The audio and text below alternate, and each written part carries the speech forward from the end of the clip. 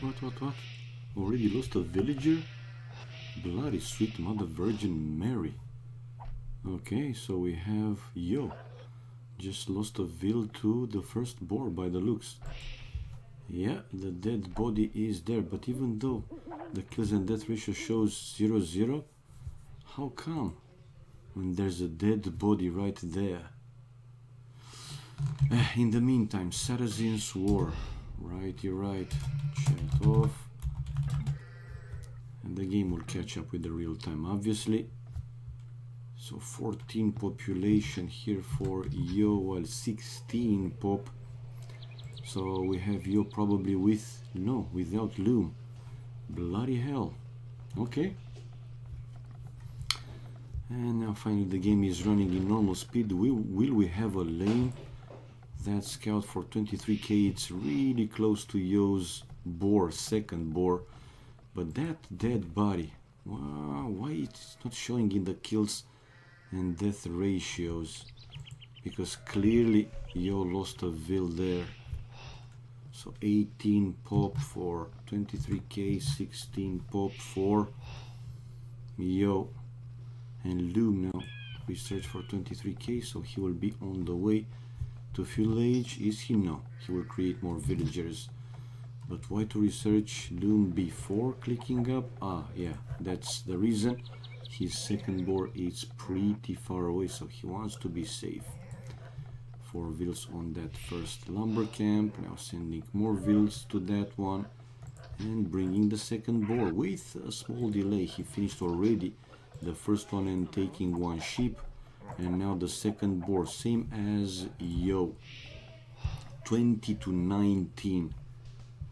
Okie dokie, and here comes the barrack for Yo. Barrack. Well, it won't be a drush, or at least I think so. It's pretty late, obviously. And neither for 23k. Yeah, he's still with the scout to see if Yo is coming over, but it's not the case. So 23k can see Yo's base. Well, he can see the lumber camp there, can see the mill, can see the main gold. So yeah, for sure he knows that somewhere here in the fog of war must be Yo's town center. And Yo with his scout just spotted the enemy base as well. Now he can see the barrack incoming, more houses, the lumber, the mill. So yeah, the same for Yo. He knows that here in the fog of war must be 23k's town center. 24 population, but 23k already on the way to feudal age. Is he going forward? No. He's staying home, waiting patiently, quietly for the upping time probably, and not enough wood to build a mining camp to the gold. He will. That's for sure, he will. Loom now for Yo. Yo going up with 24 population, but I still think that he lost a vill. 4 to 3 the military. Oh, interesting to see that Yo in the end did drush. And I said that unlikely that he will drush. Nevertheless, Yo drushing, even though it's pretty late to be honest. And the difference with the upping time is 2 minutes without 25 seconds, so 1 minute and 35 seconds actually, and Yo with a chance to kill a vill. And here comes the forward, 5 vills along with 4 militias from 23k, and no, he didn't yet kill any villager. Wow, even though he had the 3 militias and the scout to the lumberjacks. And the forward keeps going, but don't stop me now if you wanna have a good time. Oh, Meatman, look who's in the house. Hello, my man, what's up? So here comes the first tower, or he's trying a lot of forward vills early in the game, indeed. A lot of villages forward. Oh, and Yo losing a vill, but the same, he was able to kill one of the forward villagers anyway. With the no, it was a militia by the looks. Okay, Yo bringing more villages to deal with the forward tower, and man-at-arms upgrade on the way here for 23k. Okay, while Yo basically buying time for his upping time.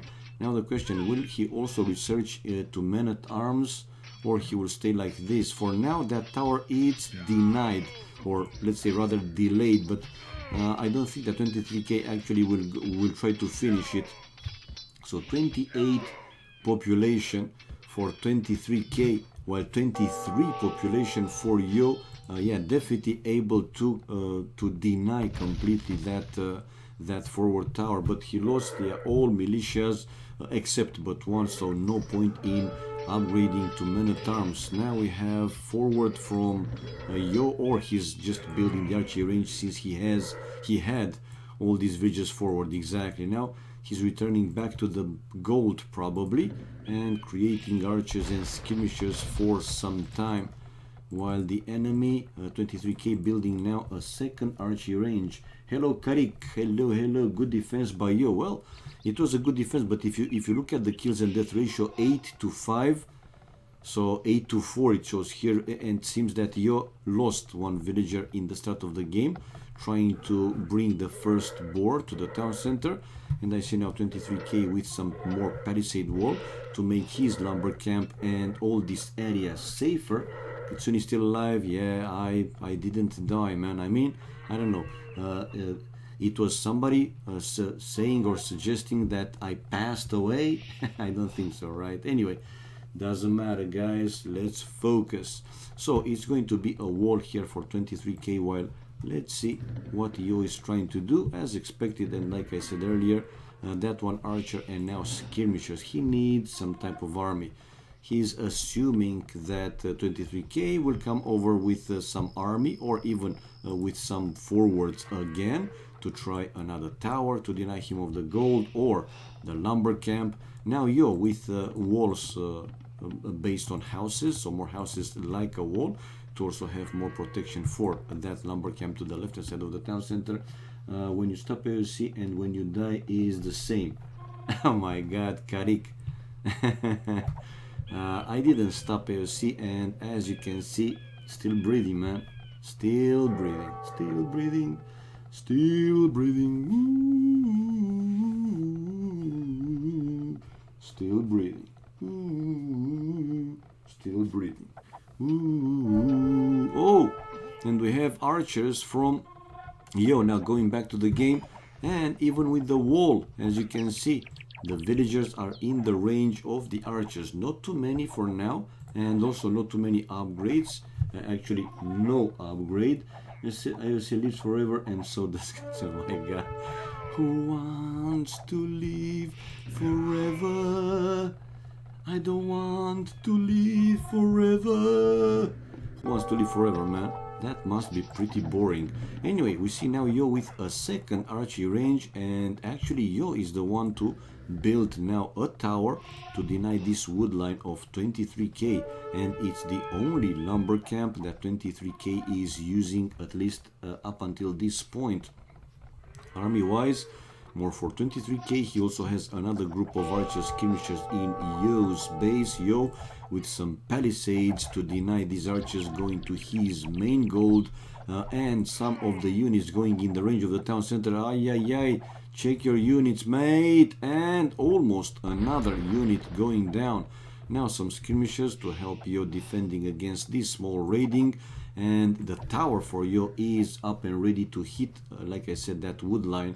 So we have now 23k sending all these villages to build another lumber camp, so that's an extra 100 wood to build a lumber camp. And back home Yo seems to be okay. Well, I said not too many units there for 23k. Now he was able to snipe down another archers on the way back, and we see Yo with the fletching upgrade on the way.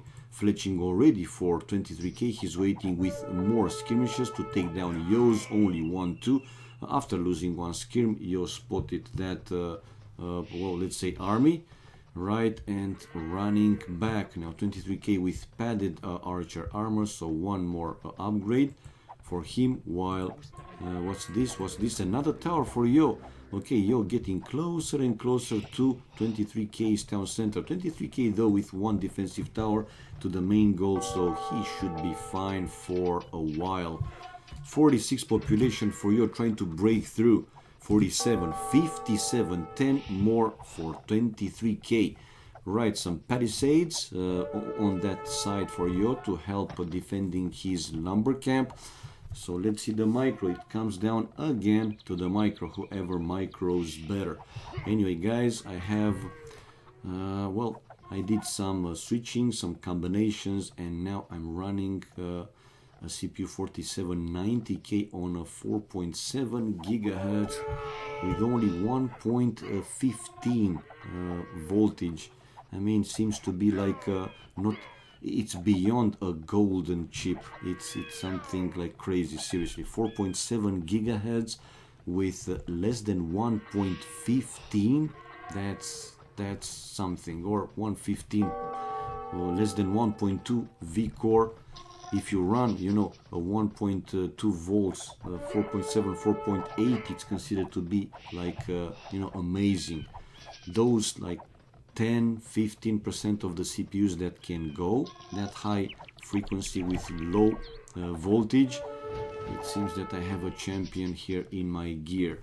Right, more houses now like a wall. Going back to our game for Yo to make his base even more secured.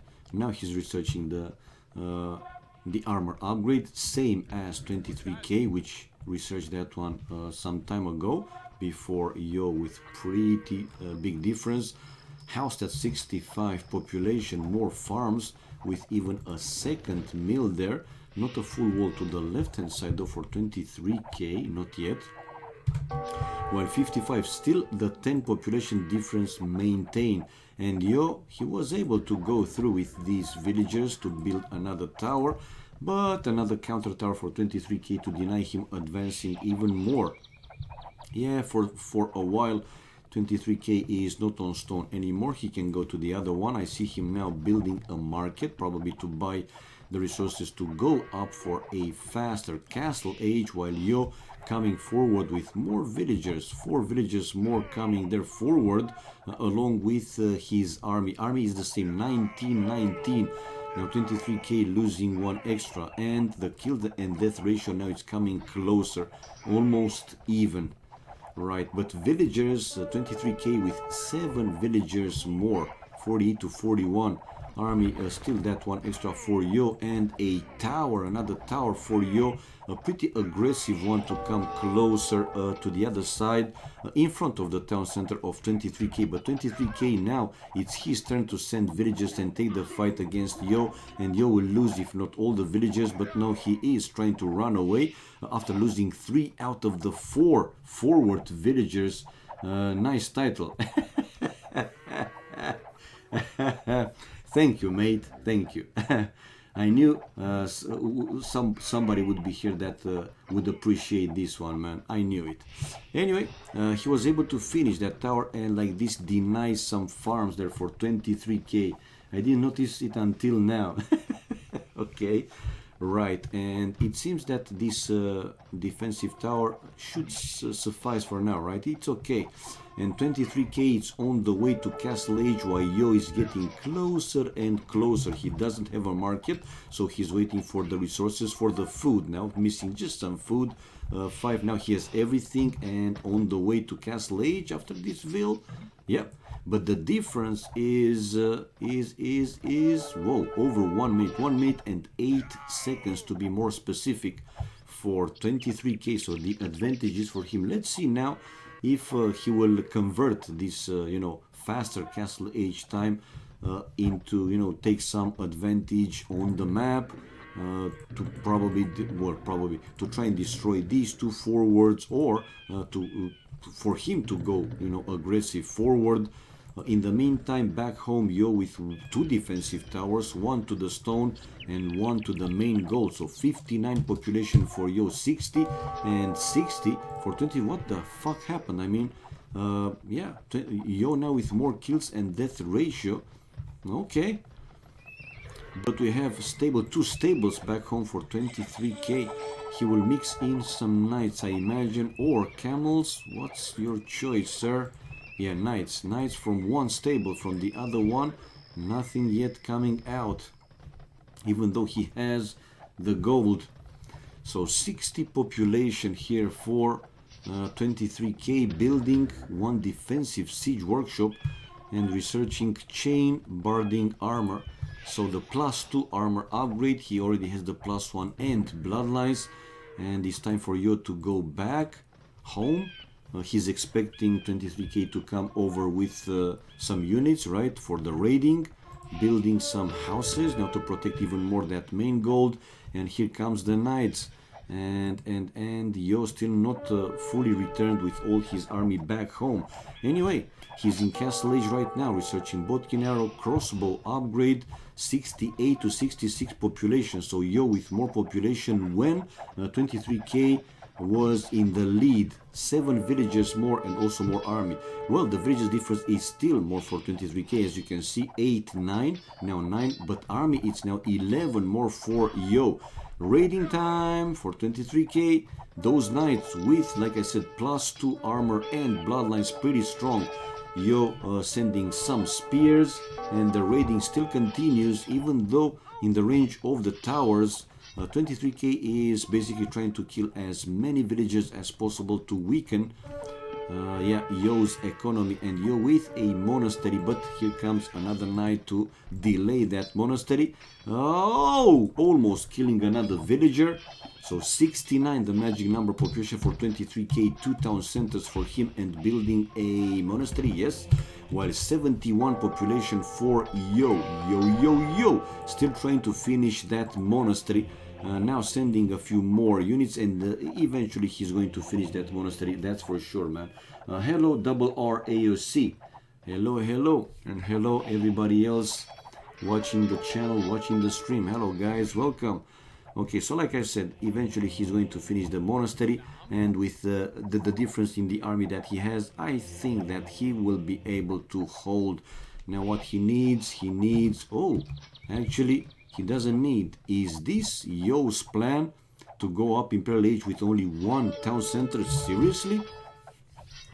And well, as expected, somehow I see 1 ram coming out from 23k's siege workshop to start and destroy at least these 2 forward archery ranges.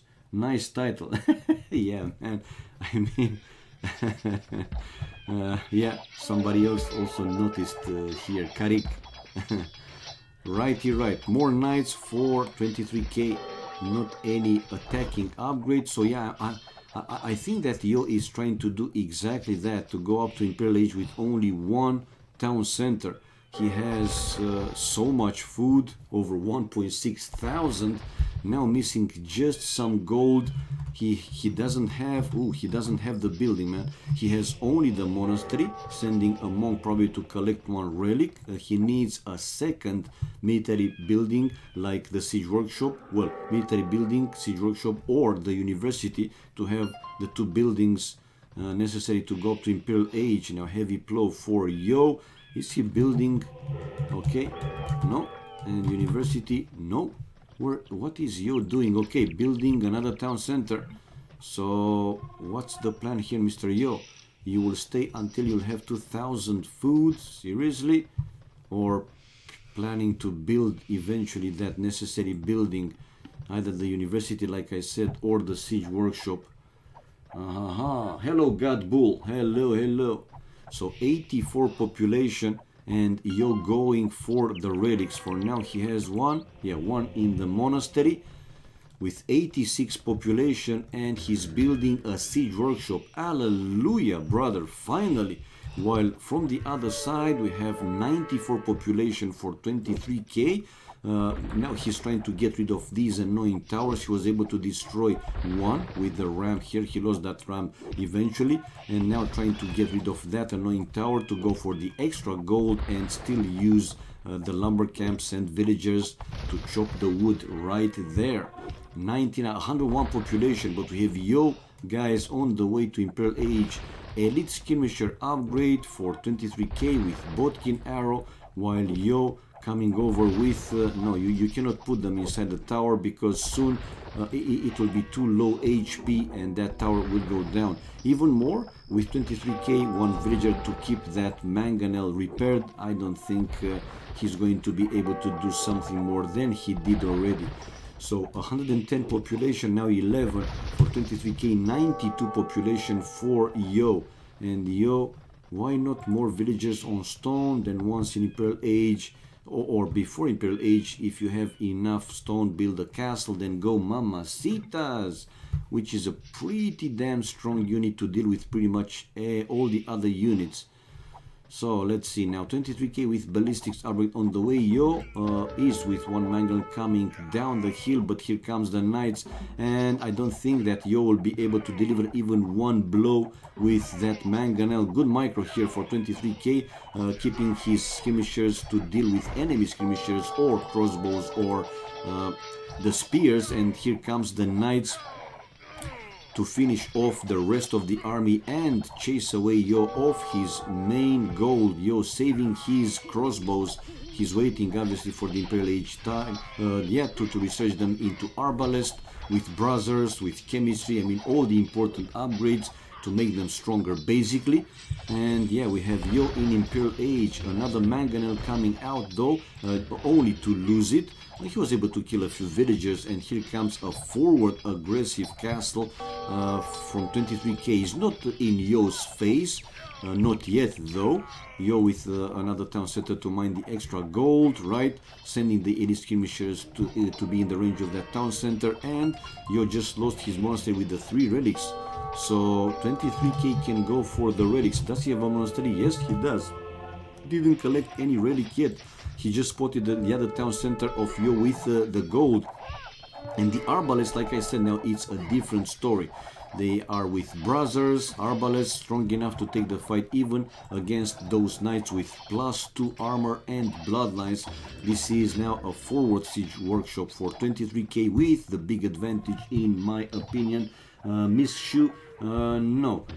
Gaucho, 23k is another nickname of him, which I seen him playing in Vubli, China, is Jibatong.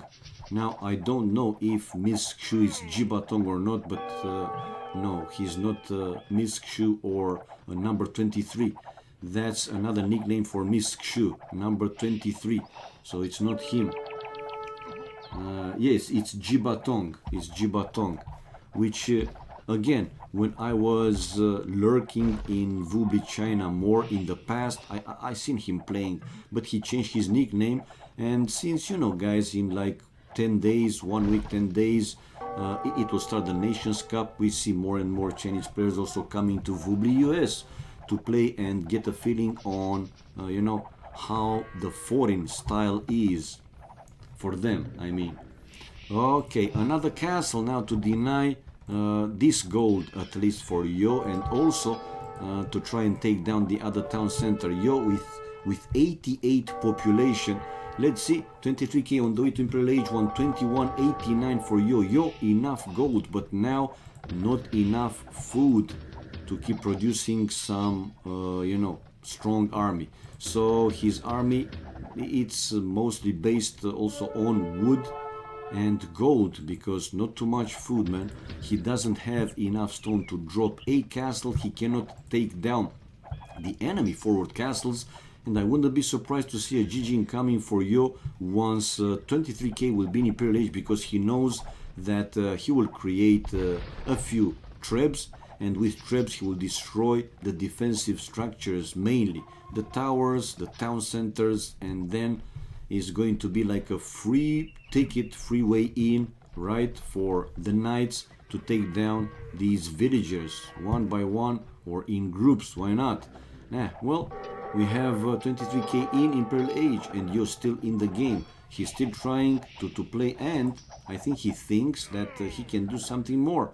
But let's see, he's trying to go for a raiding, the perfect counter with these elite skirmishers, but those arbalests are pretty damn strong.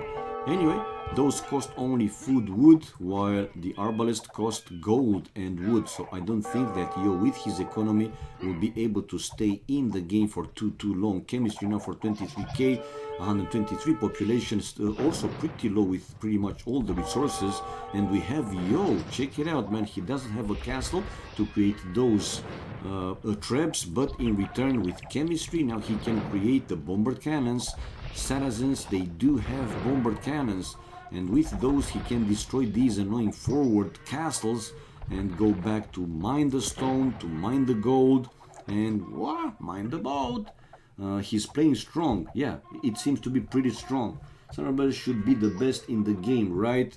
Well, for a while they are okay, but again, those elite skirmishers are pretty good counter, man. Yeah, they have 8 range and 10 attack, but the same 8 range with 7 attack and also like bonus against any type of archers. So in the end, 23k will be able to hold against those arbalists. He's building now another castle to be safe, mining the extra gold not far away from his base, while Yo trying to destroy that forward castle, okay? While with Rams 23k trying to destroy them military buildings one by one. Anyway, Yo moved some villagers to a safer spot. Another lumber camp for him to that corner. Right, and yeah, well, you need to go group together, man. So you're still in the game, still holding, man. Maybe he knows something. Maybe he knows that 23k is not that strong. And I don't know, his micromanagement not that great. I'm thinking that's why he's playing. If it would have been another top expert, I don't know, I'm thinking Slam or Viper, I don't know, maybe, or Nikov, maybe you would have called it GG, but he's still in the game, man. He was able to destroy that forward castle. Elite skirmisher now for Yo on the way, while 23k researching light cav versus arbalest. I'm not convinced, sir. Why not some onagers, right? Onagers, dude. And he didn't go for any rally, man. Running low with pretty much everything, all the resources. It's pretty low, including stone. So 137 population difference with the villagers, though. It's close to 40, 39 villas more. Wow. While army-wise, more for 23k, but good counter here for Yo, which was able, like I said, to destroy one forward castle. And we have now elite skirmishers for 23k, but check out the bombard cannons doing a pretty good job and taking down a lot of them with only losing one bombard cannon. Yo was able to kill like 15, 20 E-skirms. What the fuck are you doing, man? 122 population and another castle to go down here for 23k, and Yo to be able to mine the extra gold and the stone as well. 96, bye the castle. Whoa. Oh. Best is try to boom and Mamalukes, yes. Mamacitas. The problem to do on onagers is Yo have cannons. True that. I mean, I was talking before Yo was able to counter with the bombard cannons. So with only 4 or 5 bombard cannons, actually Yo slowly will take control of the map. Thumb ring. We have 23k just finished the crossbow upgrade. Don't tell me that he's thinking to also upgrade to arbalest to try and counter Yo.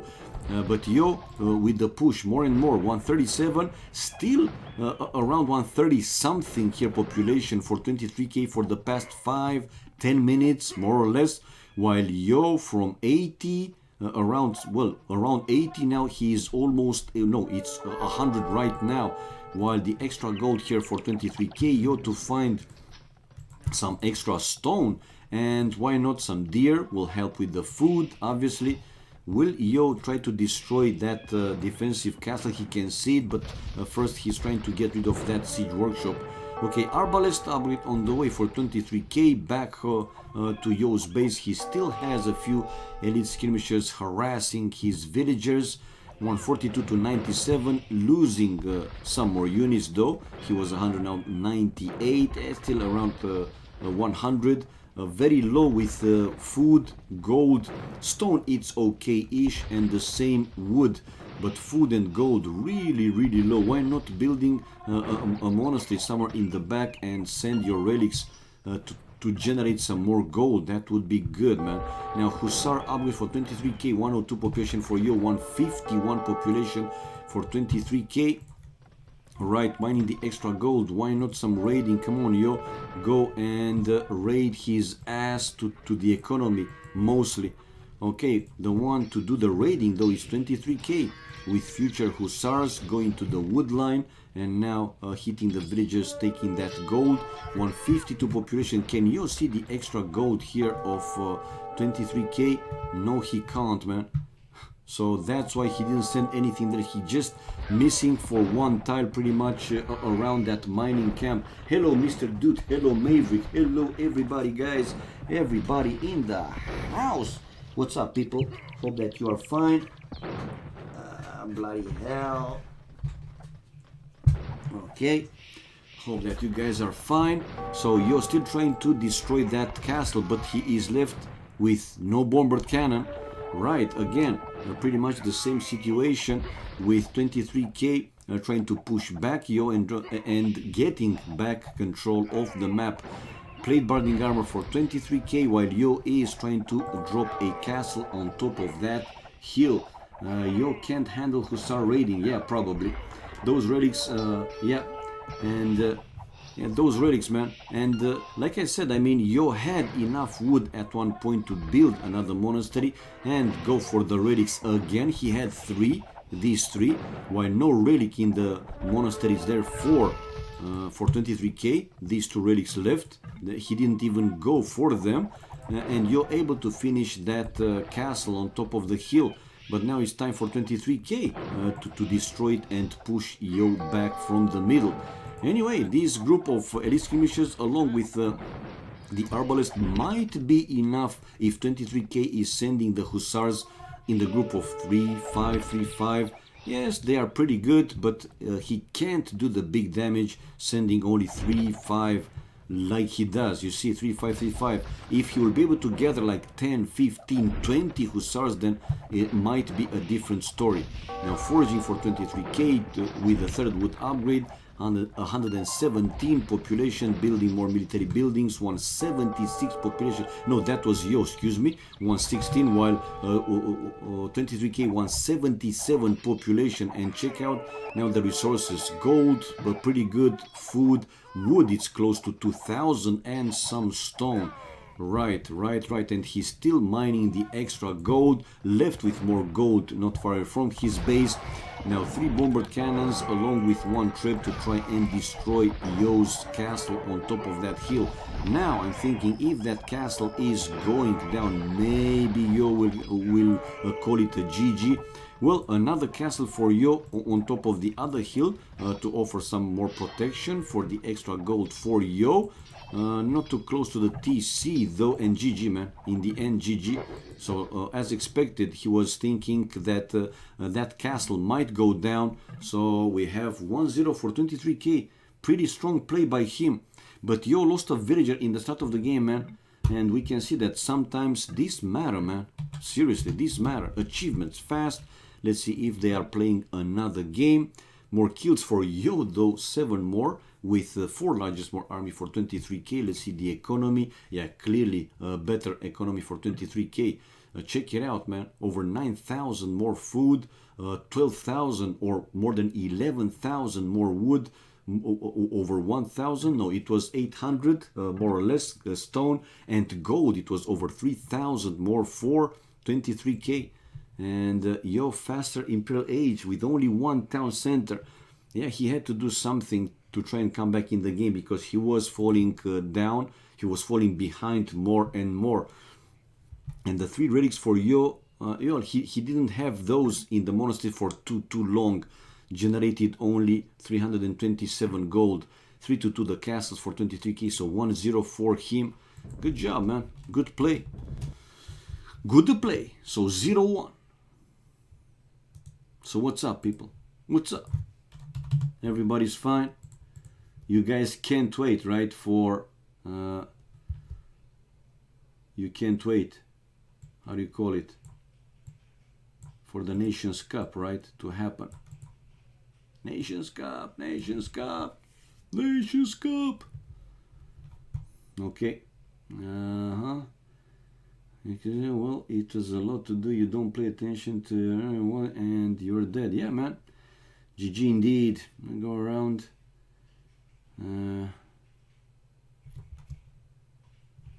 Okay. And no, 23k doesn't play anymore. Come on, man. I just arrived. I want to see more games. Give us games. Give us games. Give us games. Give us games. Yeah, well, they will. Probably they will. If not any other 1v1, I will stream some team games. I mean, I'm here for like 1.5, 2 more hours. Friday, 17 GMT, Slam plus Bacti versus Eddie Miguel. Ah, Gladiators of the Arena. Sure, Mr. Dude. Probably Mr. Terror will ask me if, of course, if he can stream, because you know that he loves Arena, obviously. And what time is it? 17 GMT. That's 8 p.m. for me. It's not very late, because I'm +3 GMT. So that will be 20 GMT for me, 8 p.m. It's not very late. I might be able to do that. Yeah. Yeah. There is Arena. Tato versus Terrorinho. Yeah, but let's stay here, man. I mean, I love Arena and such, but with the tournament with Gladiators of the Arena, there was a lot of Arena to be watched, streamed, and so on, right? You guys want me to go there? I can go there. It's no problem for me. But don't you want to see some 1v1s? Yo versus whoever is he playing against? Come on, man. Old pup in a nuke. And suddenly the summer is here, by the way, guys. Max will play also. Where? Oh yeah, they're playing as well. So you let me know which one you wanna see, because for me it's equal. Seriously, I don't mind. Even when I was streaming, you know, back in the days, more like 10, 8, 6, 10 hours, something like I didn't want me to stream like best of the best. I didn't care. For those tournament games, what I cared was to have full cover, if possible, obviously. So the max is in 7 and it's a 2v2. ACCM and Arai versus the Max and Viles. You guys want to go there? They started for 17 minutes. Yeah, your game is good. I thought the Chinese were leaving. Were leaving where? Like I said, man, with the upcoming Nations Cup in like 7 days, like 1 week or 10 days, or mostly 2 weeks, it will start. You will see more and more Chinese players coming to Vubli US to play, because they also play foreign players, right? They are not playing only between them. They will also often play versus other top players, just to have a feeling of their strength, style, you know, analyze. ACCM game sounds good as well. Yeah, 7. So it's ACCM and Arai versus the Max and Viles. Just let me know, guys, if you guys want to see this one. Yo versus Shaoshong, probably. Want to see Finland performance for NC. Who doesn't? I meant Yo and 23k right now. I don't know. Did they say they are leaving? Because I don't understand Chinese. Karik, seriously, I don't know what. Is not a match for you. Why delete Will in the start? Ah, so Yo deleted the video. He didn't lose it. That's why it didn't show up like a loss in kills and death, man. Seriously. Look at this guy. He just asked, why delete Will in the start? So he didn't lose that villager from the board, from the first board. He just deleted, either by mistake or on purpose. So now, yeah, Yo is out of the game room. Is he going to another one? Waiting in 7. So let's go to 7. Right, guys? ACCM and Arai versus the Max and Viles. Who is 23k? Please, Benzema. It's Jibatong. His nickname is Jibatong. And hello, by the way. It's time for you, because you're here for pretty much every time. Yeah. You deserve a small bump in your status, man. Okie dokie, let's go there. Let me change everything. So player 1 flag, we go for Winland. There you go, Winland. And for player 2 flag, I will go for Vietnam, ACCM. I mean, no disrespect for the other dude, but I think ACCM is stronger than Arai. So, yeah, let's go now with the names. Name. I'm gonna go now some games. Okay, Karik, thanks for stopping by, man, and have fun. Hope to see you another time, man. Thank you for stopping by. The Max plus Viles, right? And per to name, we have ACCM plus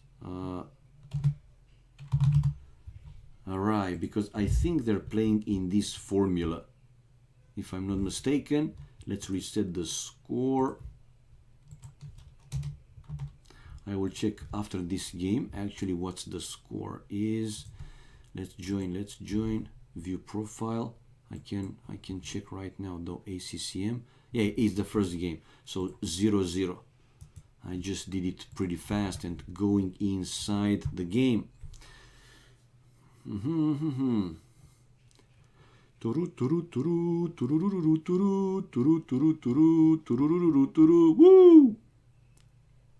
There we go. I should be able to catch up with the real time pretty fast, obviously. So let's see the civilization in the meantime. Celts Chinese. Oh, interesting. It's different. Celts Chinese for ACCMRI, while Chinese and Mongols for the Max and Viles. Ho ho ho! Will you look at that? And the pairs are to the left hand side and upper side of the map, let's say like that. ACCM's Celts versus the Max's Mongols, and on the other side we have the Chinese players. It's mirror. Arai versus Viles, the Chinese dudes, and a wall, a full wall here for Viles. Is not like a team wall.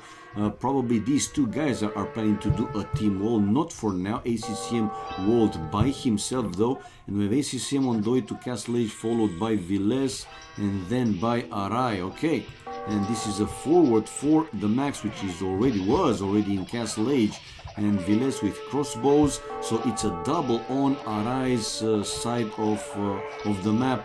Yeah, Arai just hit Castle Age, and come on, catch up with the real time, catch up. ACCM going for 2.3k. That's good, man. That's great, actually.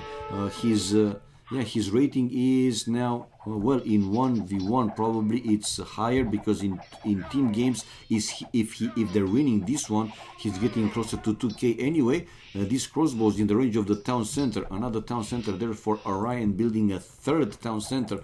But Max with the +2 armor bloodlines, he's still in raiding mode. Not too many knights left for him, but still able to kill a few more villagers. Now Imperial Age for Viles. Are you for fucking real? Imperial Age, ACCM 112 population. Now his resources also looking pretty good, as you can see, but Viles on the way to Imperial Age with 112 population and 3 town centers. 3 town centers. Okay, does he have a castle? No, but building more stables. And start streaming. Ooh, start streaming. Ooh. So it was 1-0, guys, for the Max and Viles, with a much faster Imperial Age time for Viles, and also population for Arai dropping to 47, as you can see from these statistics. The achievements, they called it GG, so 104 Winland. Achievements, just for the sake of it, 64 kills for Viles with the largest army, 43. Economy wise, he had the best food, while wood and gold for ACCM and the stone for the Max. And check it out, man, the only one to be in Imperial Age, Viles the champion. Viles the champion. Well, it's when I started the OBS, it shows that it is an upgrade, update, whatever, but I don't want to do it now. I will do it after, to be sure that everything is fine, it's fully functional and so on. So yeah, we have the 104 Winland. Yo joined indeed, man. Yo joined. So now we'll have a 3 versus 3, and I'm thinking that Yo, Shoshong and ACCM versus Viles. Yeah, so let's change, man. I won't change the title here. The Max plus Viles, or I can say the Max plus team. I don't know. It seems to be shorter though. Where you are, player 1 name, the Max plus team. Okay, And team 2 will be Yo plus team, right? SY Yo plus team. There you go, man.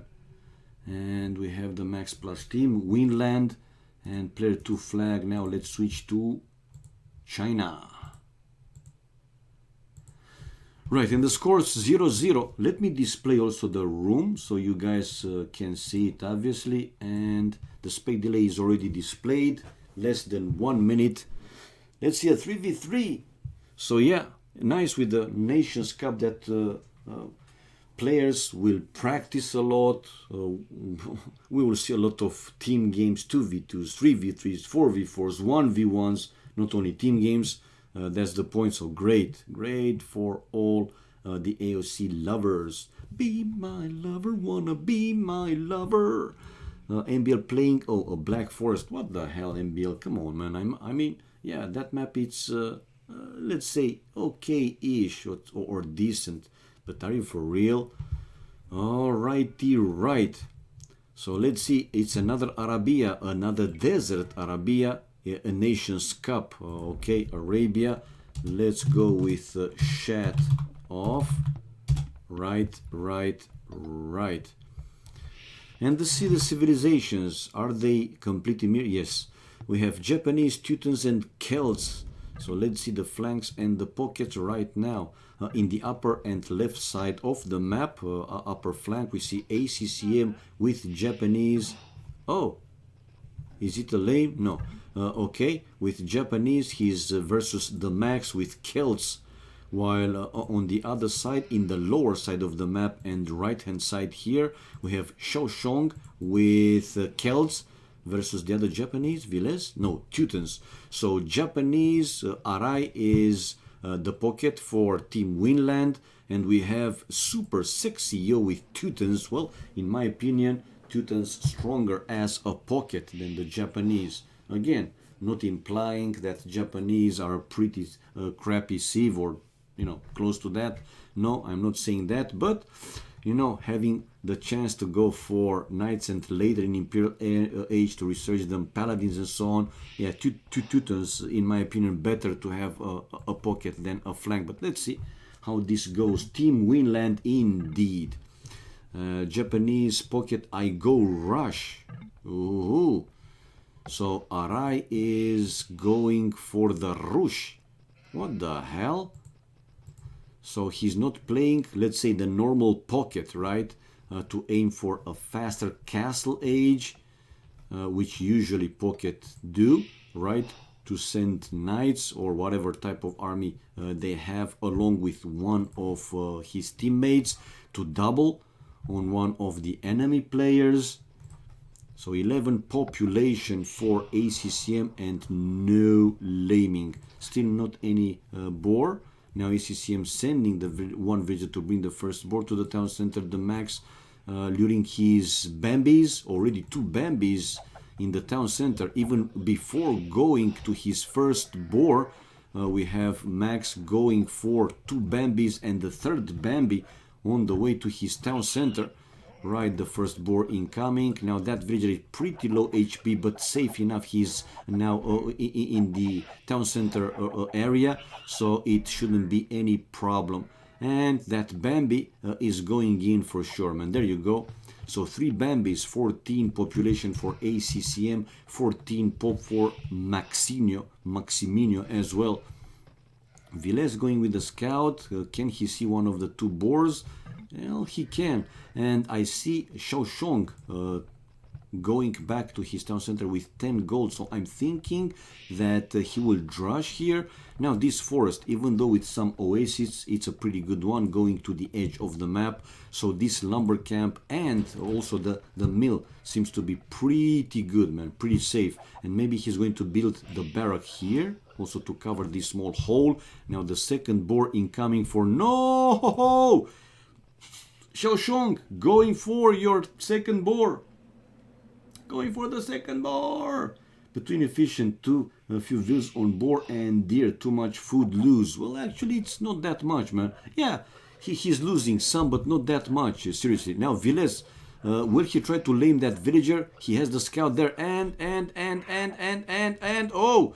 But that scout, and the boar is going back again! Oh my god, and Villes with a chance to kill a Vil! Kill the Vil to make it a better game for you and your team and the entire AoC. Come on, man, lame the Vil, lame the bitch, come on! Don't let the bitch survive, it's the Keltfield Bardaga! Okay, the scout is going, but here comes Shoshong with his own scout to try and... Oh, bye, Vil. Ooh, no, the Vil is too strong and in the town center. Oh my god, I can't believe that ACCM...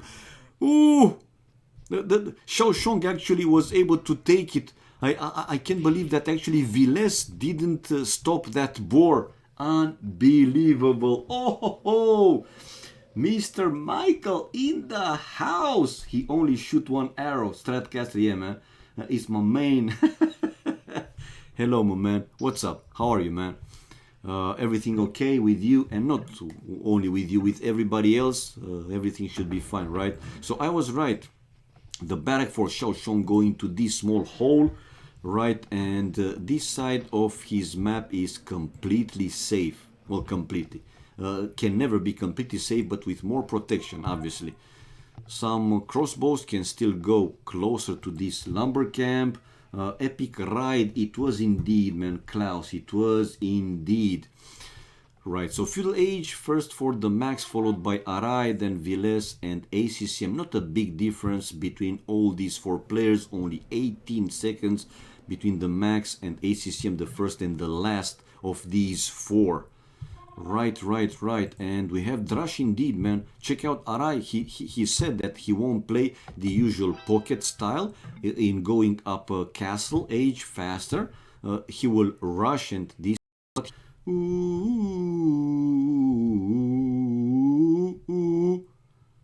Okay, this is it. Yep, OBS crashed again, man.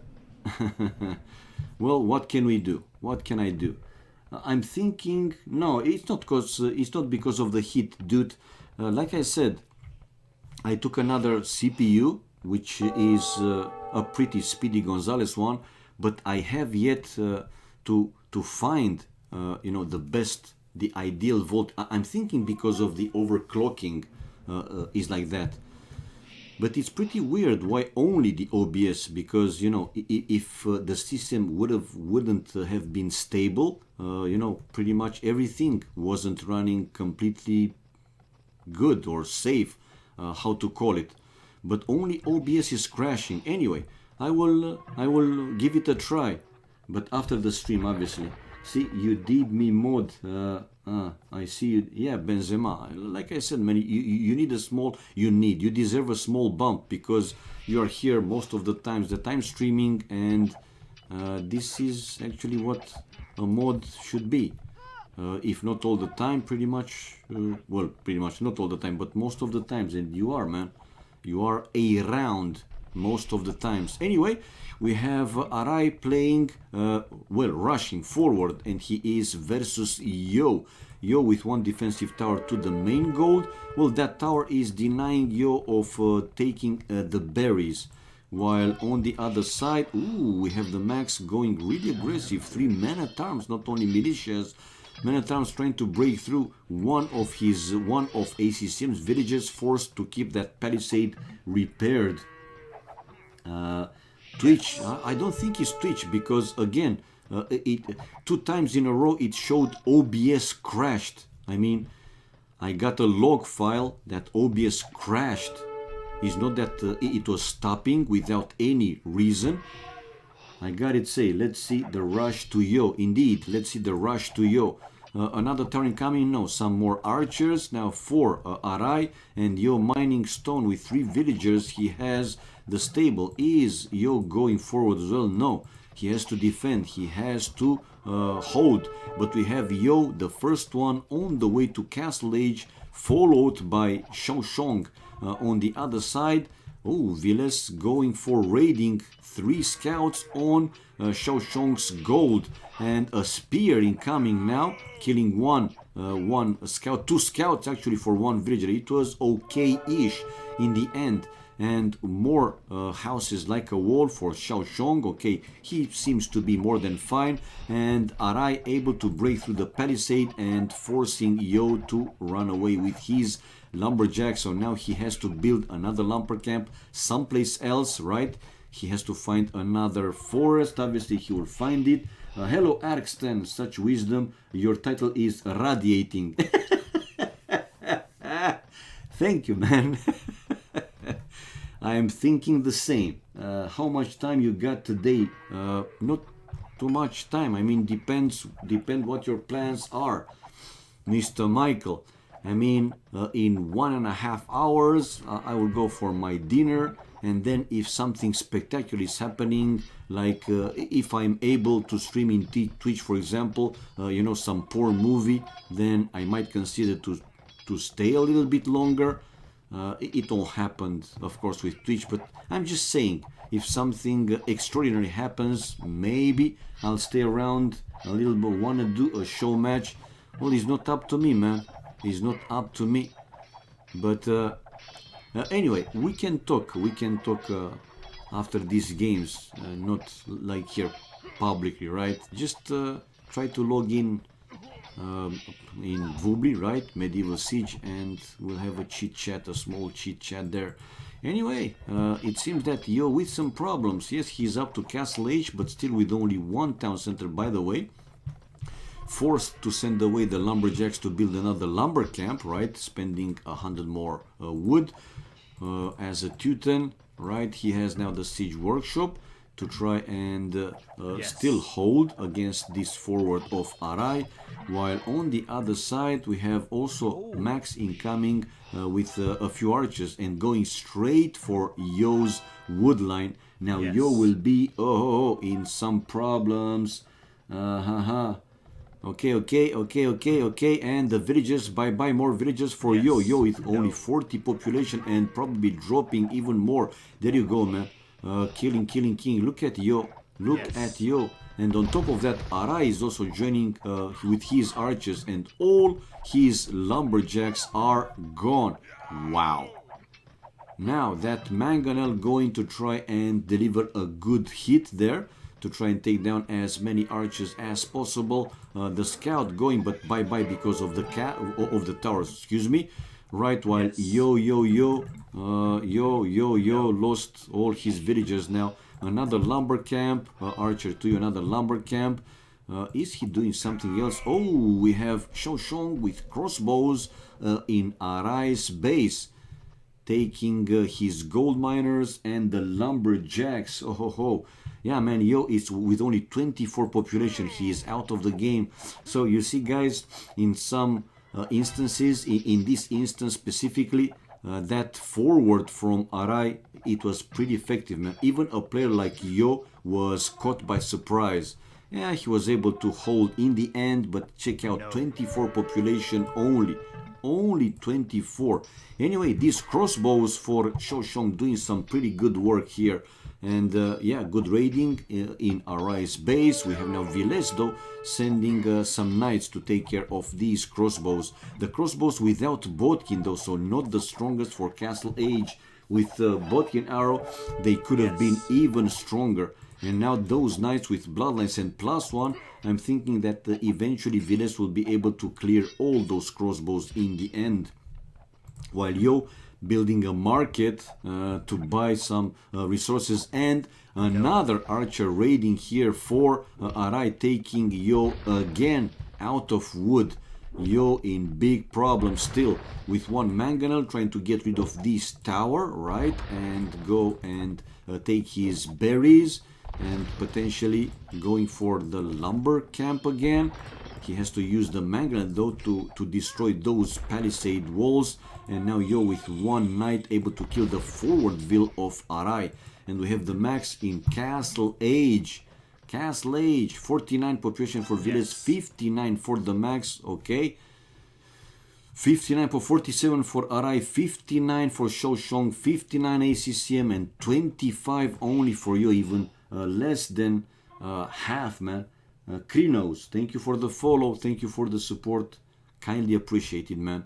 Xiaoshong with Bodkin arrow, finally. Well, imagine if these crossbows that he raided Arai's base, they had the Bodkin arrow. They could have taken the fight against only the 2-3 knights that Villes was sending. Well, probably in that situation, Villes would have sent more knights, but even so, more damage in shorter amount of time for Xiaoshong. Anyway, we have Villes sending some knights over to Xiaoshong. Xiaoshong with a full wall. He's building another town center. He has 2 for now, and the third one on the way with 1 monastery. Some monks waiting to convert some enemy units. Crossbow upgrade for ACCM with Bodkin arrow. Here comes the knights, but no, the knights for Villes going to Yo. They want to take out Yo more, if not completely out of the game, to make him even lower, more problems for him. And we have now a forward from the max to ACCM's base, 1 forward siege workshop with 1 mango on the way. The group of crossbows, a combination of elite skirmishers with crossbows for ACCM though. And both of them, no, now +2, okay, attack, so the Bodkin arrow for ACCM, while the max with Bodkin arrow already. Now here comes the Mangonel with another one on the way for the max, a defensive, it's university. Does he have a siege workshop, ACCM? No, he doesn't have a siege workshop, and he could see that Mangonel, so he's not going close with his units. Oh! Delaying the university, almost taking down another villager. Now forging crossbow for Arai with Bodkin arrow, and the second would upgrade, and it seems that Yo able to stabilize. It's a pause in the game. Yo is still with 2 town centers though, 2 town centers, but those will be crossbows. So Yo, it's now the 32 population. Okay, it's a bit better.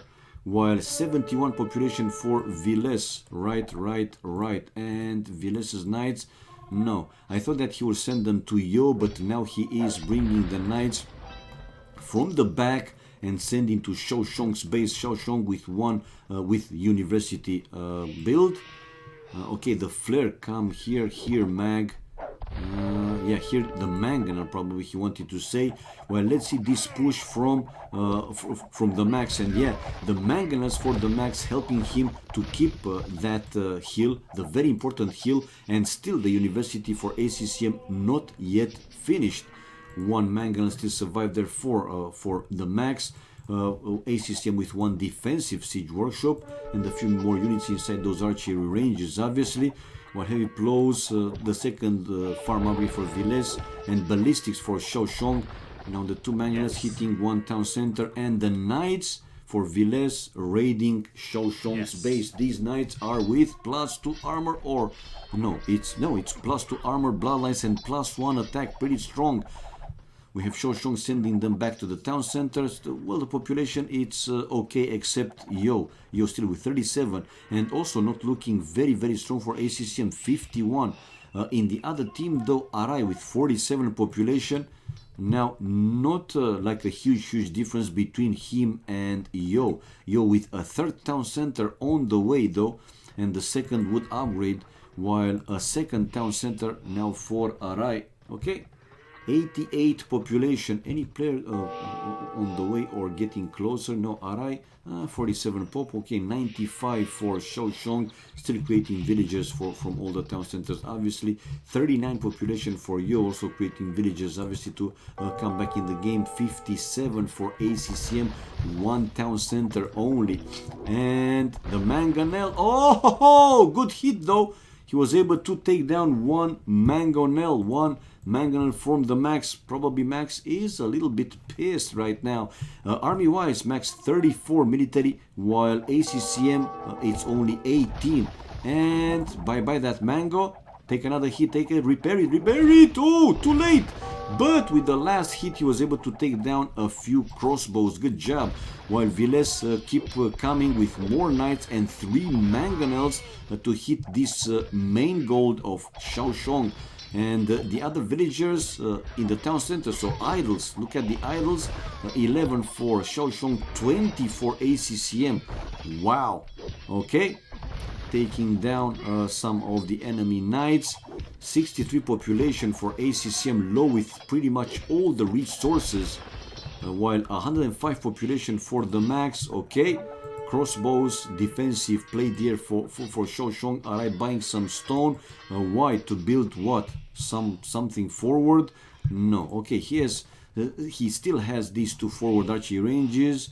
I'm thinking that he wants to build another town center back home. Yes, another town center to go and mine the stone. We have Viles, the first one to click up Imperial Age, and the push still continues. Oh, ho, ho! Mangonel with one Scorpion, but Xiaoshong able to take down that Mangonel, and with one monk trying to convert now some of one knight.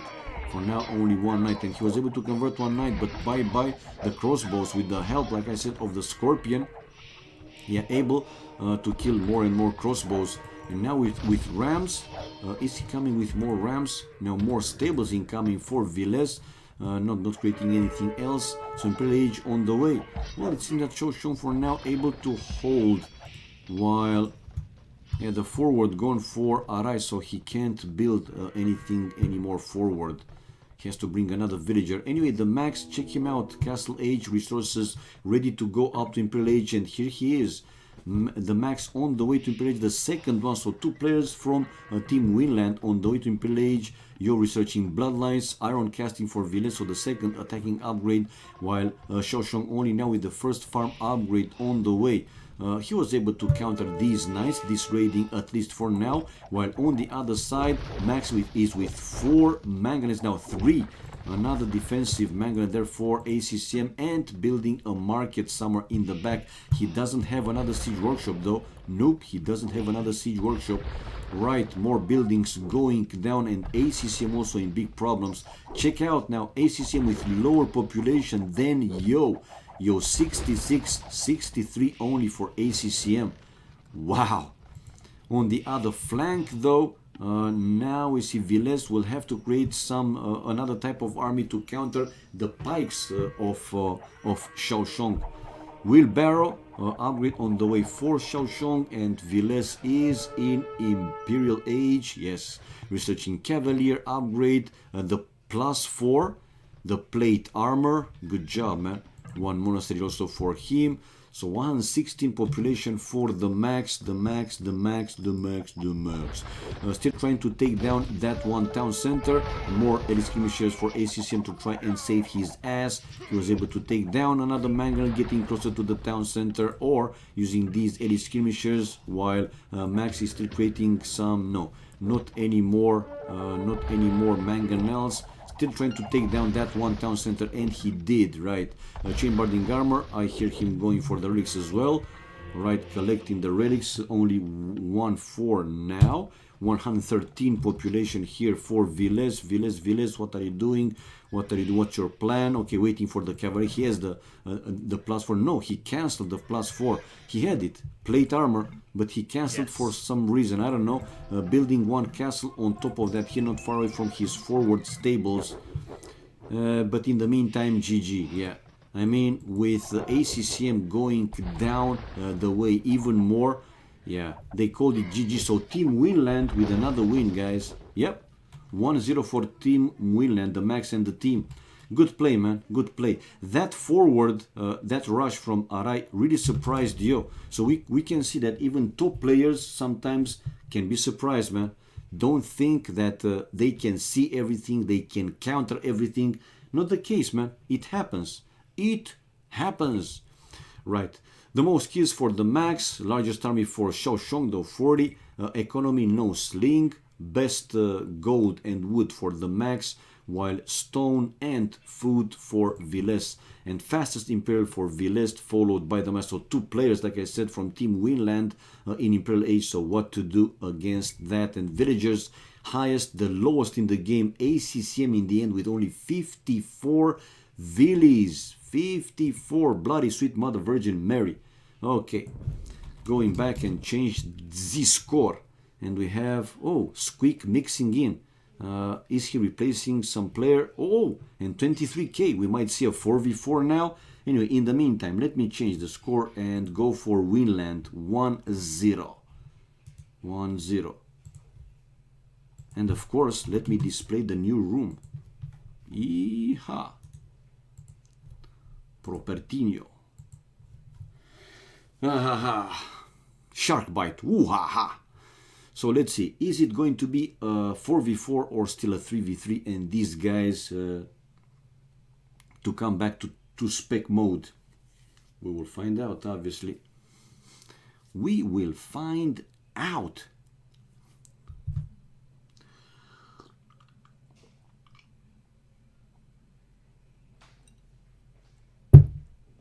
Ah. Oh man. Summer. Oh, you know, like all of a sudden, bam, hit here. Today, even though in the morning was cloudy a little bit, in the afternoon 31 degrees, man. And tomorrow, after tomorrow, they also announced 29, 30, 28. Also some cloudy and so on, with small chances of you know, like summer rains, but nothing too significant. And it's not yet June. It is obviously, tomorrow is 1st of June, but still, man, 31 degrees and feels like too hot already. Bloody hell, it seems that we don't have spring or autumn anymore. It's like a bit longer winter or a bit longer, I don't know, summer. I'm in TeamSpeak if you wanna come. If you wanna be my lover, woo! But are you here in Vubli? Because you know you can't co-cast, man, if you're not in Vubli. Let me try TeamSpeak though. If you say you're there, did you create a room, especially for us, or?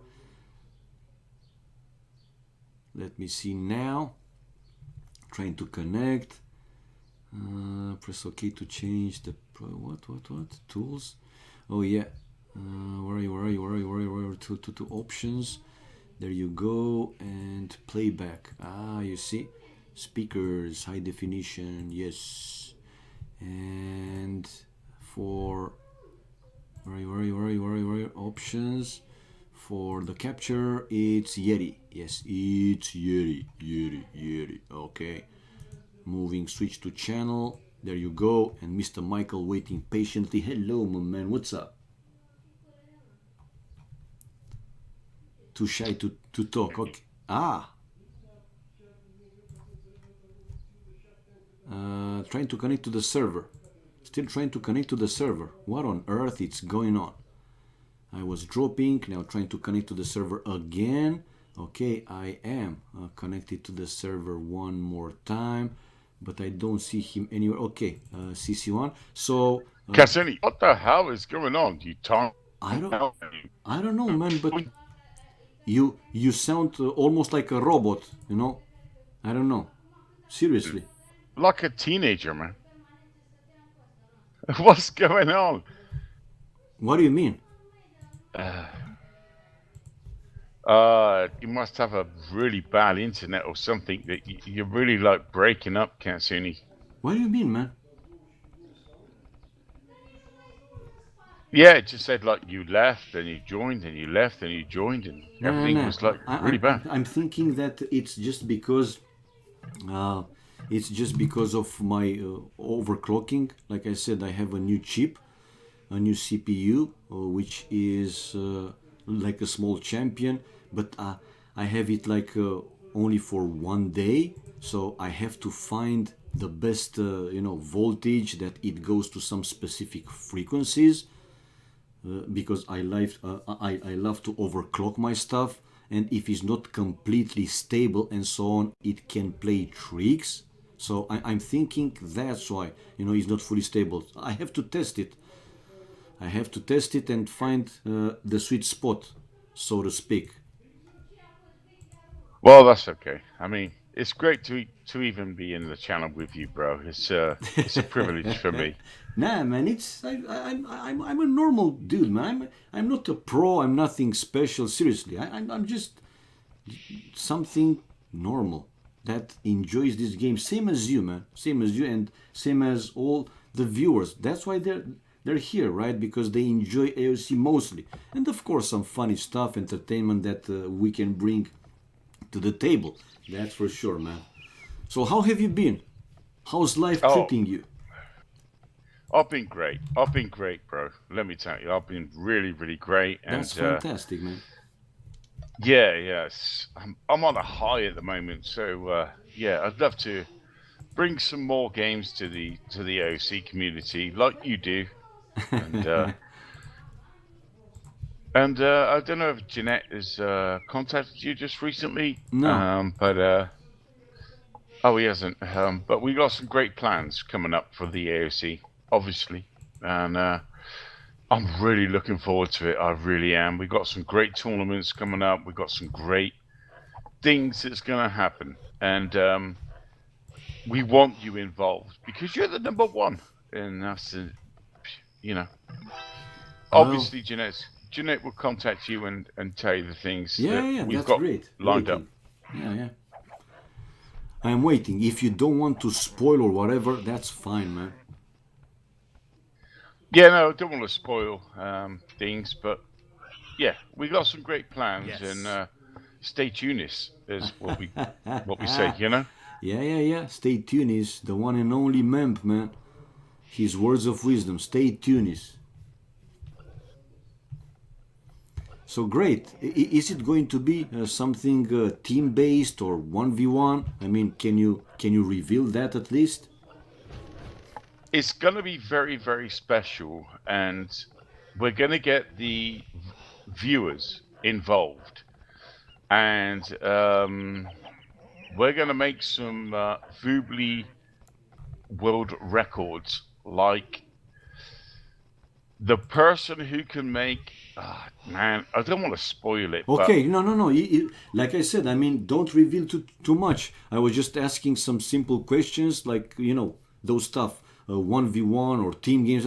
You said viewers involved. That's great because they will make them like even more, you know, uh, to try and the see anti what's going on, right? And to participate in whatever is going on to be. That's great, man. Great. When is it it's great. planning to start or?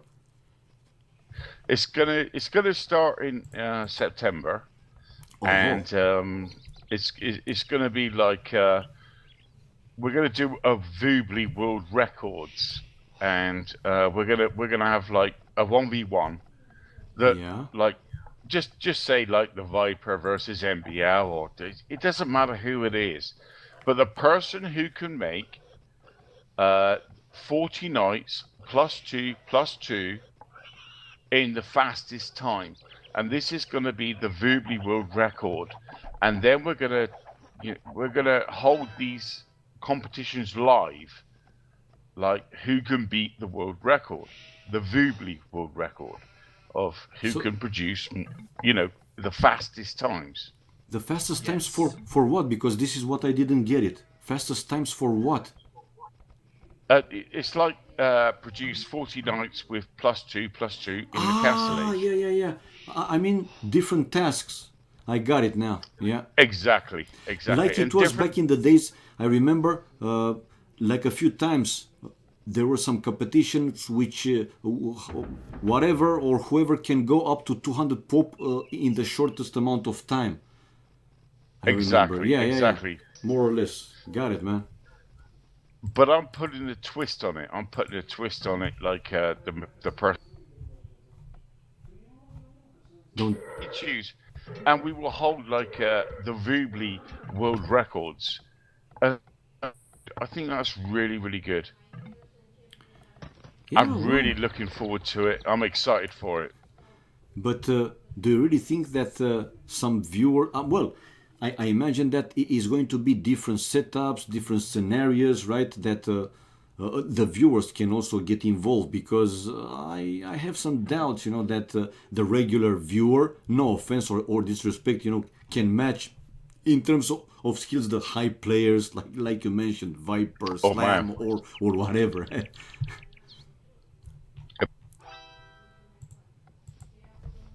I'm on here, but you're really really cutting out. Me? I also hear you cutting out. Anyway, Or is it me? Or is it me? well, I don't know because if you hear me cutting out and I hear you cutting out, maybe both of us are, or maybe it's from me. I don't know. But anyway, if it's not completely stable like it used to be, like I said, might be from the overclock that I did, because I have to find the sweet spot for this specific CPU. They are not, the same. One can go. I mean, they're different. That's for sure. So I have to find all the right settings, so to say. Anyway, great news, man. Great news. So I'm thinking after a Nations Cup will be finished, right? And again, probably the same story. Bloody hell. Ah, I don't think though it might be from TeamSpeak, since everything else is working. Okay, now can you hear me? I don't know. It's it's crazy. It seems like you're suffering. I don't know what's going on here. But sometimes also the VUBI servers, I mean the TeamSpeak servers can go down. It happens. It's not necessarily because of you or me. That's my point. Anyway.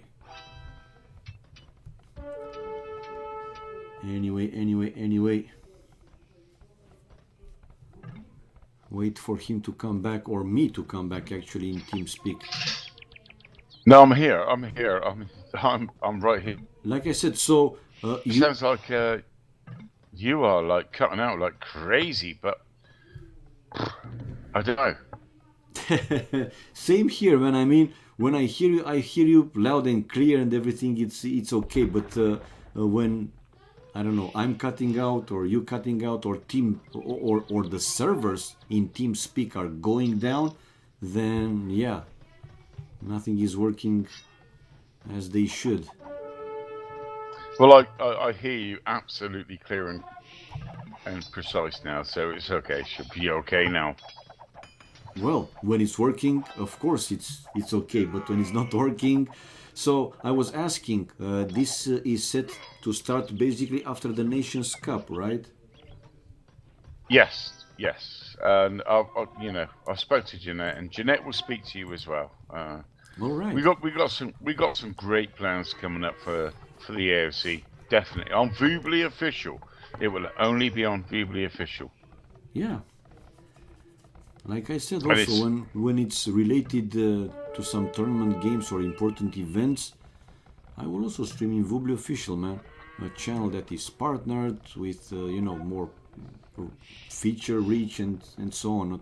Not one that my channel. It's a pretty small one. your small channel is the best channel. Well, thank you so much. But This, you know that statistics also speaks, man. For, I mean, numbers. You're a man of business, and numbers also speaks, right?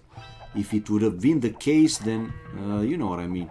The numbers would have been there as well, but it's not, man. And yeah, realistically talking, it's just another channel. It's okay for this number of viewers, or great for this number of viewers, but definitely and far, super far from number one, man. As I see it. well, people have got to understand it's not about like all those sort of complicated things that people like to look at and see, but you are. And let me tell you guys, Cassini is the number one caster, man. Let me tell you. You know what's funny a little bit. Don't be shy. No, Don't no, be shy. you You know, are. you know what's funny a little bit. What's that? When I'm streaming in Vubli Official, you can see that sometimes I can we can have also like 3, 4, 500, 600, 700 viewers, but in my channel, that's my point, man. Probably viewers, or at least some of them, I don't know the exact number, are watching these events there just because they are stream only there. If they had a chance to watch it in someplace else, maybe they would go someplace else. That's my point. Because when I'm streaming in my channel, I mean, when I stream in Vulgar Official, like I said, 4, 5, 6, 700 viewers. But in my channel, check out now, for example. Yeah, I understand that. I I mean, understand yeah, that. it's the way I see it, it's a realistic way. This is it, man. I have 20, 30, 40 viewers that enjoys my stream. That's fine. I'm not. I'm also not into this one for the numbers, only for the numbers. I'm not, because if I would have been for the numbers, I would have, canceled or deleted this channel long time ago. Seriously, and stayed with, streaming whenever I was streaming on in Vublo Official. But in Vublo Official, it's not that I don't want to stream there, or I only want to stream tournament games. Man, I want to be in my channel. And if I want to say pussy, I just want to say pussy, man. You know what I'm saying. In Vubli Official, you have to behave. It's a channel for everybody, that even for kids and so on. I mean, in my channel, they have this, not necessarily warning, like a You disclaimer. know, Yeah. I mean, there's loads of channels that people can go and watch and do this and do that, but but the thing is, if you want an expert's point of view, they should come and watch your stream, man. Damn. So that's why I said it's okay. I mean, yeah, a number of viewers, they do enjoy it and so on, but numbers speak for themselves, man. When I'm there, hundreds. When I'm in my channel, only these numbers on a regular basis. I mean, most of the time. And yeah, you are a man of business. Numbers shows you the facts, man. It does, and I'm like you said, I'm a businessman, Yeah. and we're gonna grow, man. We're gonna grow. No, I'm not. I mean, like I said, I'm realistically, man.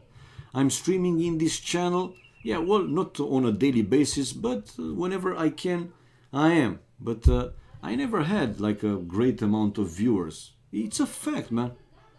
And you have to look at these numbers, like I said, realistically, not fooling yourself.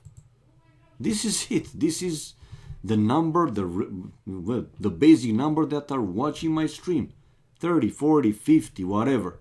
More when there are like games and nobody else is streaming, because again, if it would be like an important event and you would have 10 channels, 10, 10 streams, in my opinion, it's better. You don't force people to go to a place, only a place. I know from the perspective of the businessman, yeah, you want to gather, a number of viewers and make it available in that respective channel.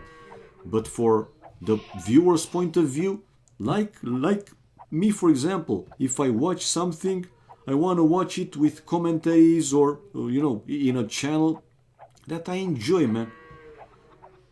It's like it's how I see it, seriously.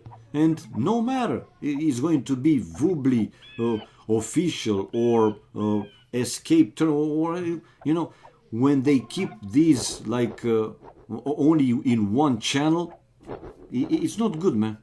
Again, this is how I see it. I'm talking freely.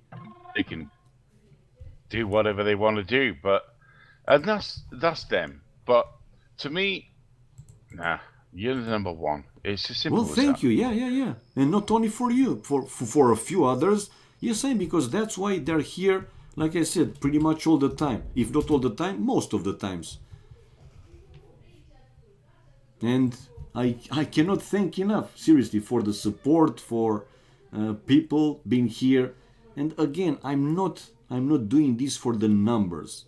One more time, if I would do this only for the numbers, then this channel would disappear a long time ago, man. I just love this game. Nothing beats Well, it. yeah, exactly. You know the love for the game, and that's why I always come in and I always look at you and I always go, Where's Katsuni? What's he doing? Is he streaming? Is he doing this or is he doing that? Well, lately I was also busy, man. I had some extra work to do. It was worth it more than 100%. I mean, I got some good cash out of it. We need cash, right, to survive. That's a fact. So yeah, it was great. That's why I wasn't around for like too long.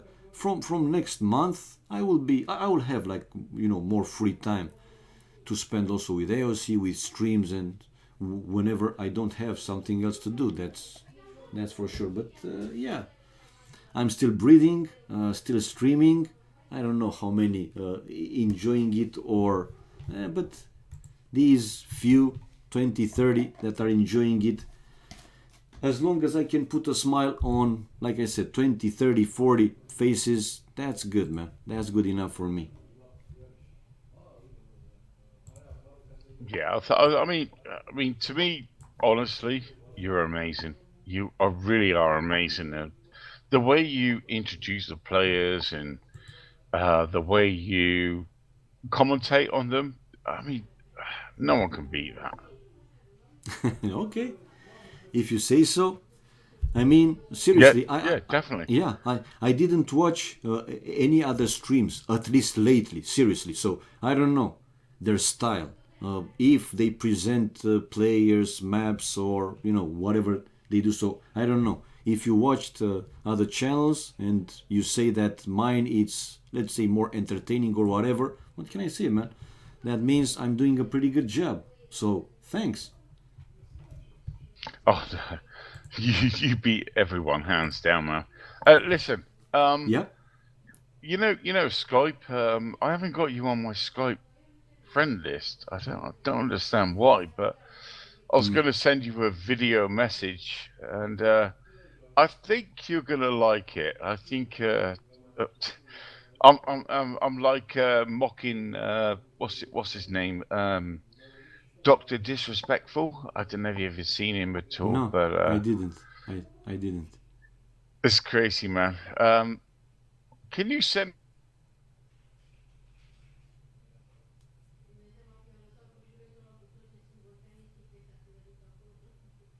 I Yeah. think you're gonna crack up, man. I think you're gonna crack up. Uh, it's it's posted somewhere in YouTube or another channel because you can send me the link here, for example. No, it's in Skype. I've got Jeanette there. Jeanette's obviously my number one person, but yeah, I haven't got you on Skype. I don't know why. I thought I did. Maybe you just didn't want, man, to add me on Skype. It's your choice, no problem. It's not me. It's not me. It's not me, bro. Let me tell you. Oh yes, yes. No, I haven't. No, no, that's DNS. Oh, Well, fucking hell. come in Medieval Siege, man, in Vubli, and I don't want to, to say the Skype here publicly. I mean, no offense, guys, but this is how I am. So come here, and I will give it to you, no problem. Let's see.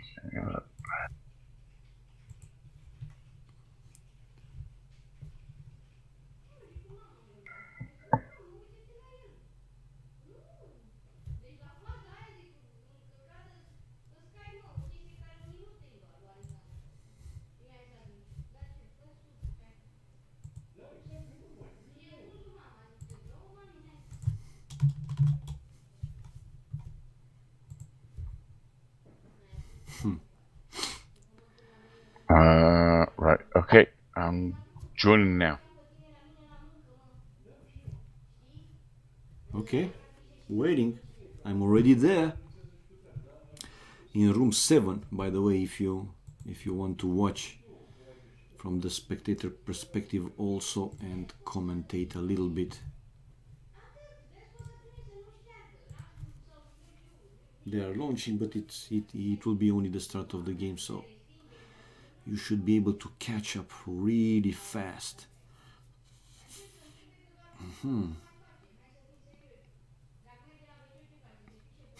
Hasu Magic. And hello Creaky4. Hello everybody else. Those you guys, the very few that love to watch my stream. And did you learn pronunciation of Arai? Of course, man, Hasu Magic. Arai, of course. And the game just starts. So let's see the teams. The Chinese obviously will be in one side, or at least I imagine. So yeah, we have Yo, Paladin, Shao Shong, and ACCM. So Asian team versus basically European team. The Europeans with the two guys from Winland, the Max Viles, and then Arai from Turkey and Squeak from Hungary. And let's see the civilizations: Brits, Turks, Mayans, and Goths. Righty, right. Well, team games, it's okay, but I'm not a very huge fan of 4v4, to be honest. Sometimes it can get really messy. But right away I see Max with kind of unfortunate map. Check out the boars, guys, both of them behind the forest. So I don't know, is this a hole between these two trees? Might be. I'm not 100% sure, but might be. If it's not, then pretty unfortunate. He might have to research loom to be sure that his villagers will be safe enough to go around the forest and take those, the boars. But let's see, the ship is going in between the two. Okay, so it's a hole. One of the two boars he can bring without loom, I'm thinking, but the other one still, it seems to be pretty far. Nations Cup will be 4v4. Hasu Magic, as far as I understand, yes, because the sponsor changed his mind, and instead of 3v3, he allowed for a 4v4, but because of that, at least Norway won't be playing, so we won't see Viper MBL playing. If it would have been 3v3, then Sletten would come back to AoC to join their team. So would have been, like I said, Viper, MBL, and Sletten for Norway. But like this, they just don't have a fourth player. So I don't know. Initially, you know, guys, that it was set to be a 3 versus 3, which in my opinion would have been more exciting, because 3v3 it's slightly different than 2v2 and 4v4. You have a pocket, but only one pocket, not two pockets. So they can play like 2v1 right in one side and 1v1 in the other side. Some more mixed combination. 4v4 often turns into team walling, you know, push the game into late Imperial or Imperial Age time. I mean, not super exciting like 2v2 or supposed to be the 3v3 in the net. So he changed his mind. Now, I don't know why. Probably I'm thinking that more wanted to actually play in the 4v4 format. I don't know why. Again, beats me. But yeah, it will be 4v4, guys. It will be 4 versus 4. Okay, still no loom for the Max and sending a villager to bring the second boar, but he's bringing the scout there, usually to put it in between the boar and the villager, so like that the vill goes back to the town center safely. And he is, man, very good micro here for the Max. If I would have done that, man, I probably would have lost the scout, the villager, and a second villager potentially going for that boar. But look at the stubborn boar. Just is not simply following. Oh my god, after 5 hits, that boar, finally the second boar decided to follow the villager to the town center. Wow. Righty right. So let's see the pockets, because I failed to show that. So we have the Max here in the lower flank with Brits. He's going to be versus Yo. Ho ho ho. With Mayans. Brits versus Mayans. President and diapers have one thing in common: they are full of shit. Indeed, Tokaraka. They are, man. Is optional 4v4 if both teams agree, not forced 4v4. Yeah, but what's the risk? Just because of that, Norway, they cannot play. Because if the other team wish to play a 4v4, they don't have a fourth player. Okay, now, being optional, it's something, but even like that, like I said, at least Team Norway won't be able to play because they don't have a fourth. And in the situation that the other team wants specifically to play 4v4 one map, they just can't play it. That's the point. I mean, they changed, they added optional. I got it. Okay, it's still fine. It's still fine. So if both teams agrees, then only Team Norway can still play. Okay. It's optional. Rest is 3v3. Okay. And only in initial rounds it's optional. Rest is 3v3. Well, you see, I didn't read. I had, when I last streamed, right, in my channel, there was something saying that they changed it to 4v4. He didn't mention that it is optional and only in the first rounds. So, yeah, well, make it like this. It's possible. It's possible to see them playing, because if the other teams, for example, against Norway, they allow the 3v3, so that still they can play Nations Cup, which would be great in my opinion. That's something cool, man. I got it now, I got it. I haven't read the rules. Oh! But going back to the game now, Max going with militias, righty right, and with a chance to kill one villager. That villager is with Loom, but with the scout and one militia, yeah, that villager is already going low HP. Viles sending his scout, now 2 scouts to hit that villager, and one villager going down for sure, man. Yeah. Fast palisade now for Yo to protect the remaining villagers, and one villager less for him. While in the other flank we have Arai with Turks. He's going to be versus ACCM with Turks. So it's a mirror. In the other side we have Arai going Drush, while ACCM, the first one to hit Feudal Age. No, the Max was first. Yeah, the Max was first, and now ACCM will be the second one. So the Max first to Feudal Age. Whoa. And fast palisades now to deny the militias and the Eagle for you to go through. To go to his lumber camps. Man at Arms upgrade for the Max, right? And he is with the 3 man at Arms, the scout, his scout, and Viles' scout still in Yo's base. Okay, says you timed out. Yes. What? It's the same. Noob streamer. Yes, Hasumagic, I'm noob, man. I never pretend to be a pro like others. I'm just an amateur. Loving this game, nothing more than that, man. Says you timed out. I don't know. Me? I timed out? The matches are played as 3v3. If both teams agree, it can also be played as 4v4. If only one team wants to play 4v4, the match must be played as 3v3. Okay. Because that player said we won't see... No, actually it was MBL that said because of the switching. I remember, seriously. I had MBL in my channel when I made him mod. I remember. And he said, okay, if it would have been a 3v3, then Sletten would have come back to AoC and play for Norway. But he said... the sponsor changed his mind, make it a 4v4, so they cannot play anymore. MBL said that, man. I think his team speak program. Same here, Michael, because if seriously, if it would have been another problem, then I would have problem with the game, with OBS, and not only the other programs that I'm running, and I don't.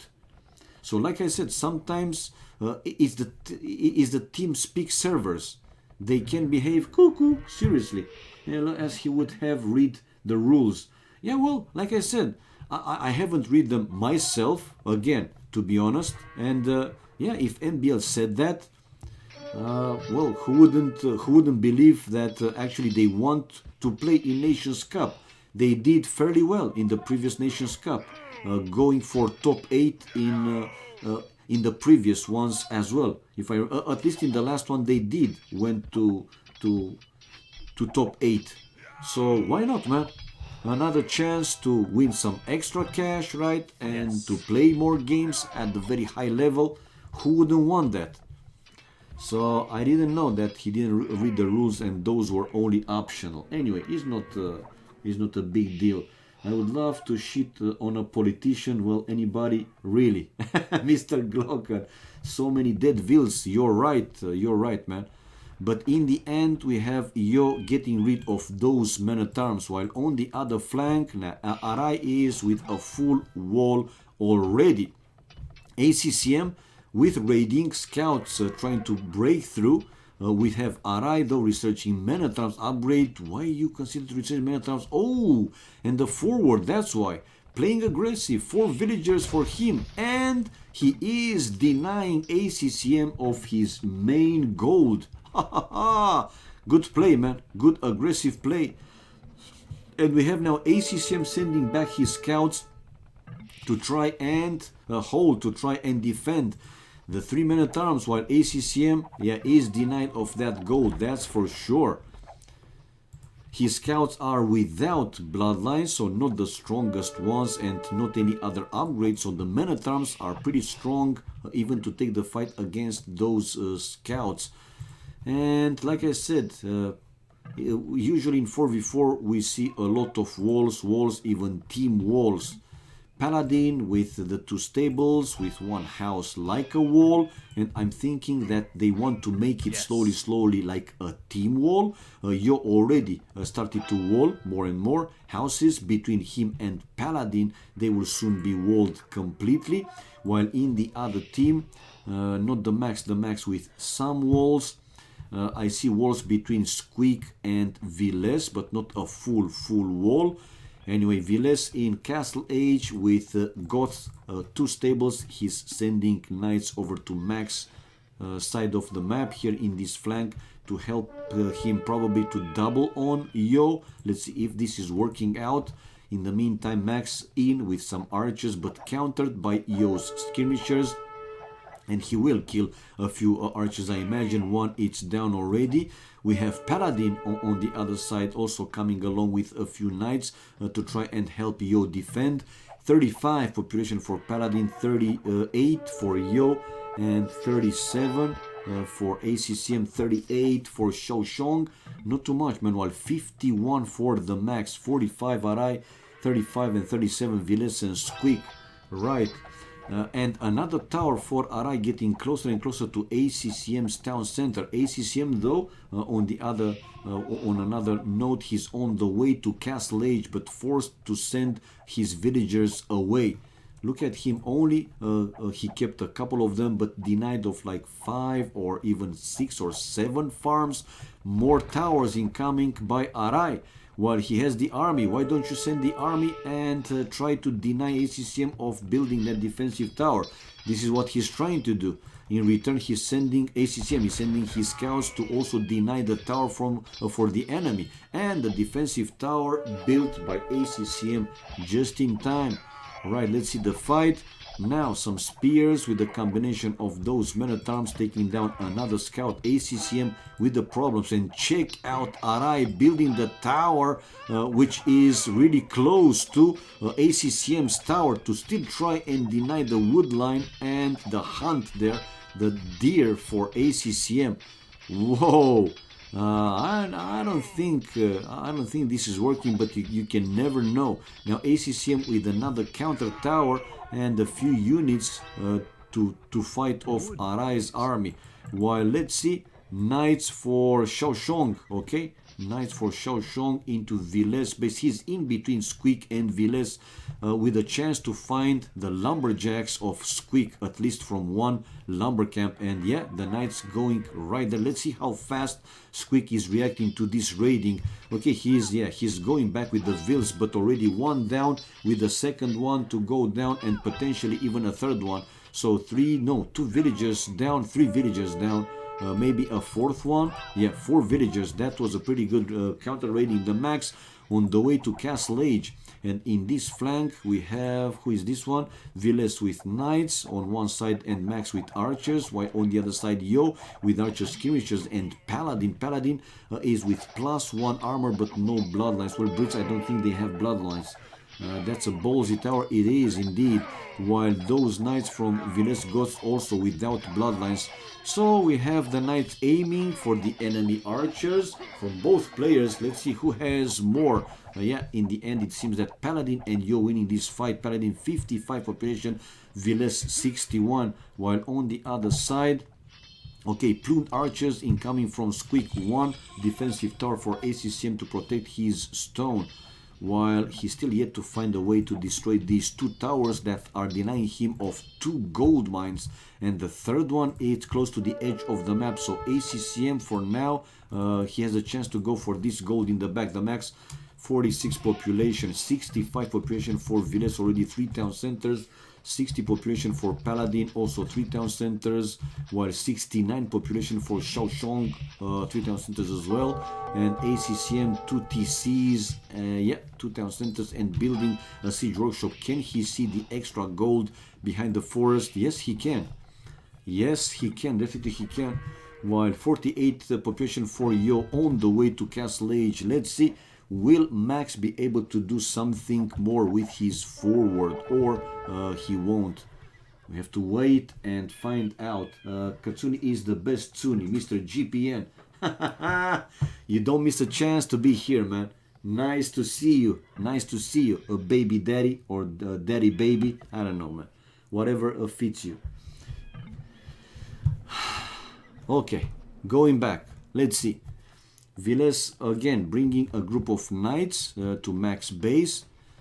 They will try to double again on Yo, mining gold with a lot of villagers. So I'm thinking that he will drop a castle. Let's see, where is that going to be placed? Is it possible for a Turks player in the pocket to go for a fast Imperial Age if they can wall up? Well, of course it is.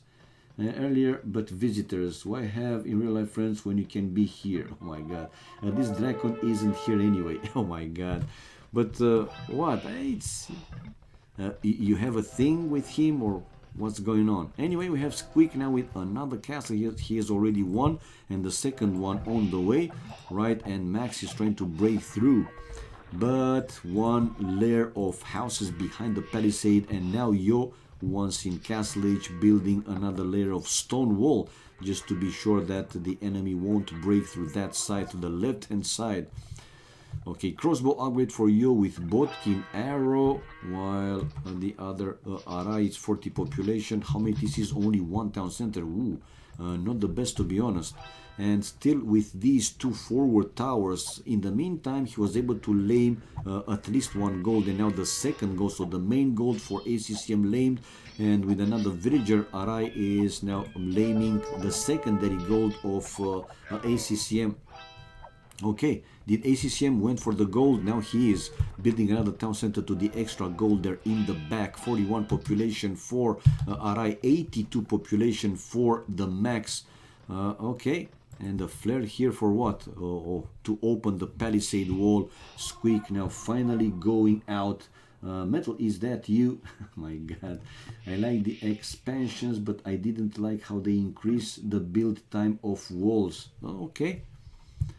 But this is not HD, you know that, Tokaraka, right? This is standard AoC with some enhancement visual modes, right? Yeah, it's not HD, man. Building walls slower is just one of those things. Actually, it might be good because, you know, in some situations, these walls are pretty annoying, to be honest. Right, 91 population. Let's see. It seems that the game stabilized. No more pushes from either side. Still waiting. Oh, we have though Yo denied of whatever was that one on top of that hill. I'm thinking, yeah, let's go to his point of view. I don't think it was a castle, right? No. Otherwise, of that stone would have been gone. But nice raiding here for the Max, taking down 2 vills.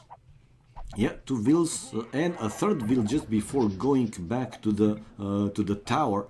We have Imperial Age at almost the same time for both Paladin and Shaoxiong. 2 seconds difference between them.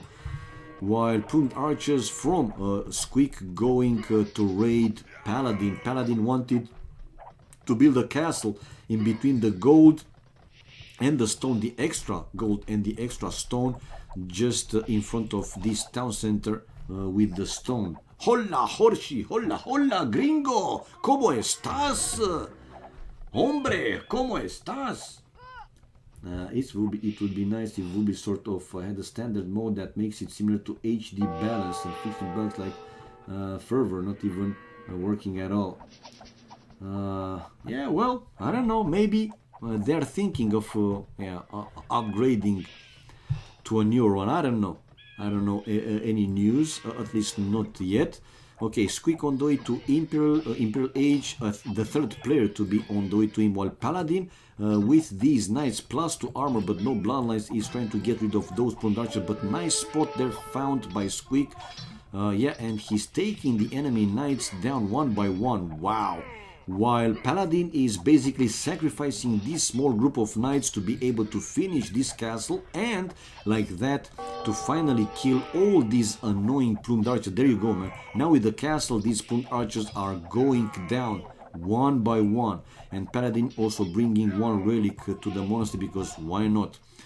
Right, still nothing happens to the other side in the left hand side, while on the right hand side, oh, we have Arai with Janissaries and ACCM still trying to break these walls and have access to his main gold.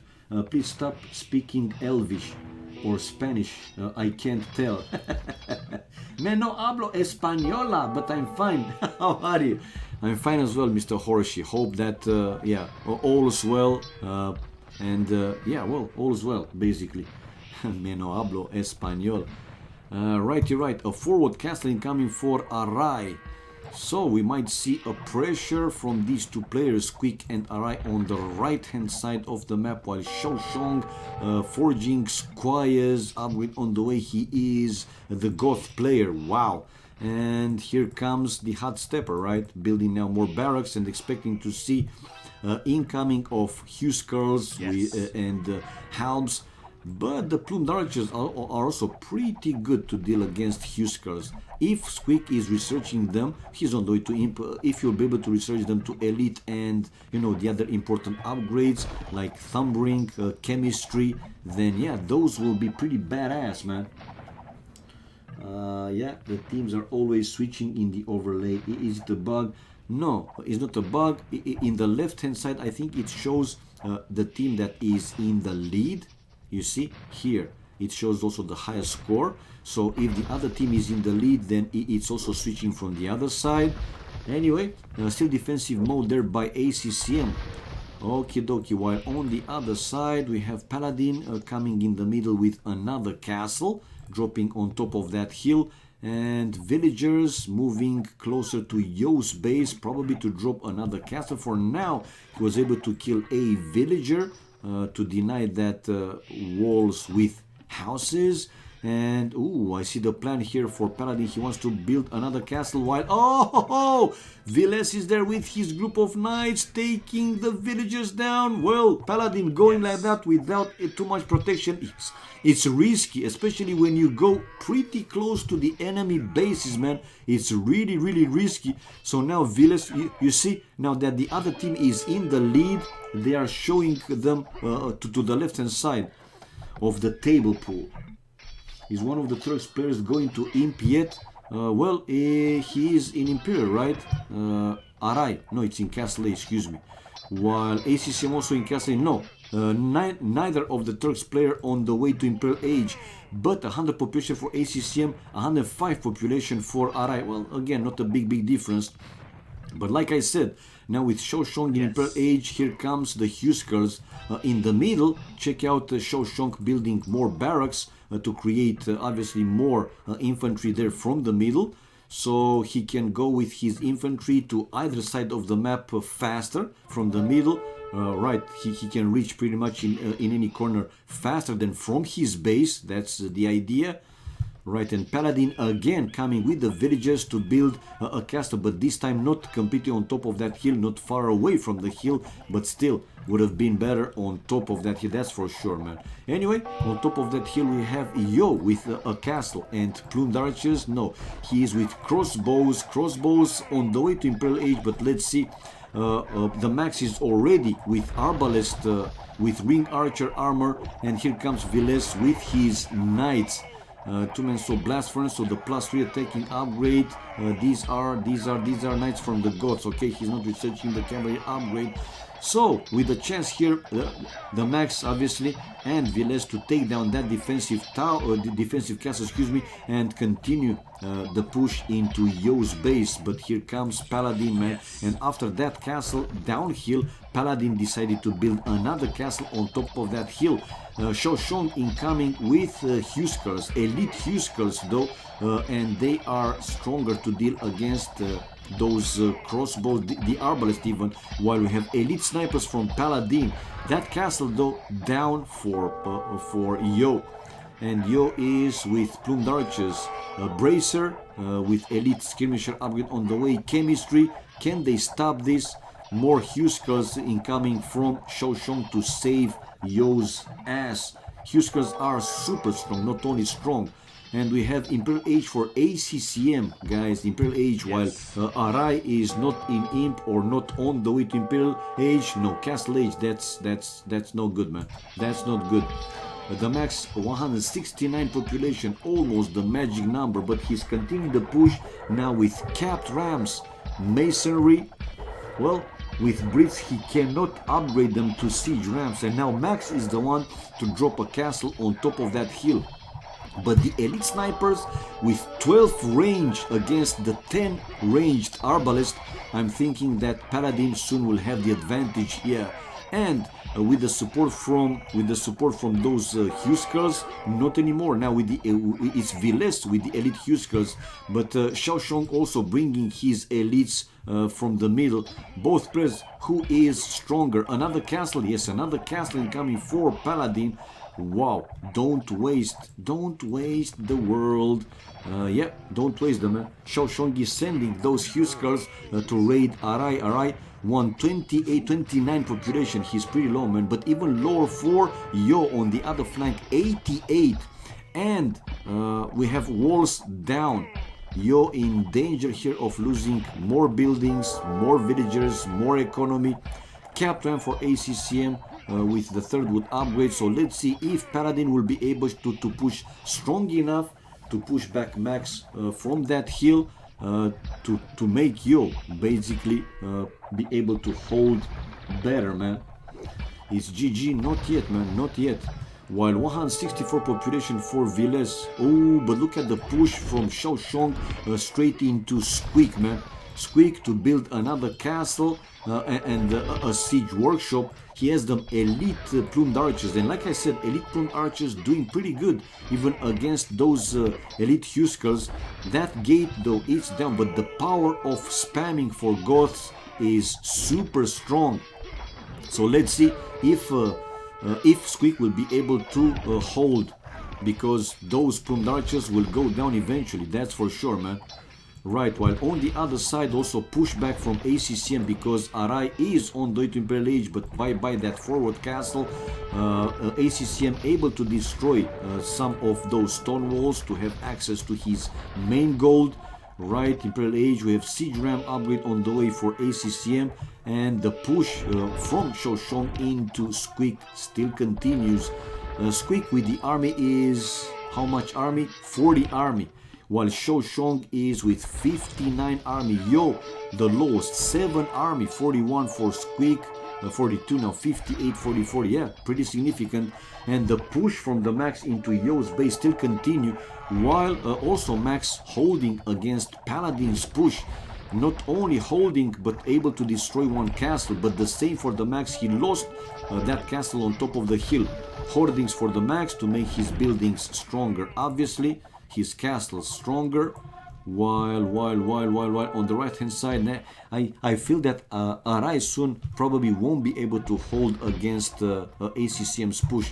He has enough Janissaries, obviously quite a lot of them, and in Imperial Age right now. So 194, Paladin housed basically at 200 population, and still with the pushing mode, man.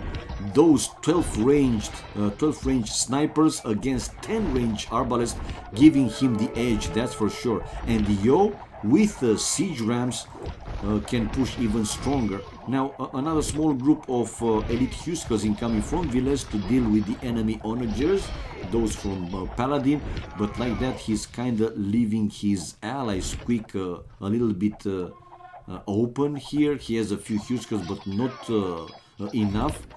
And that trap is going down. The other trap might go down as well. Let's see the push on the other side though, if Arai will be able to hold.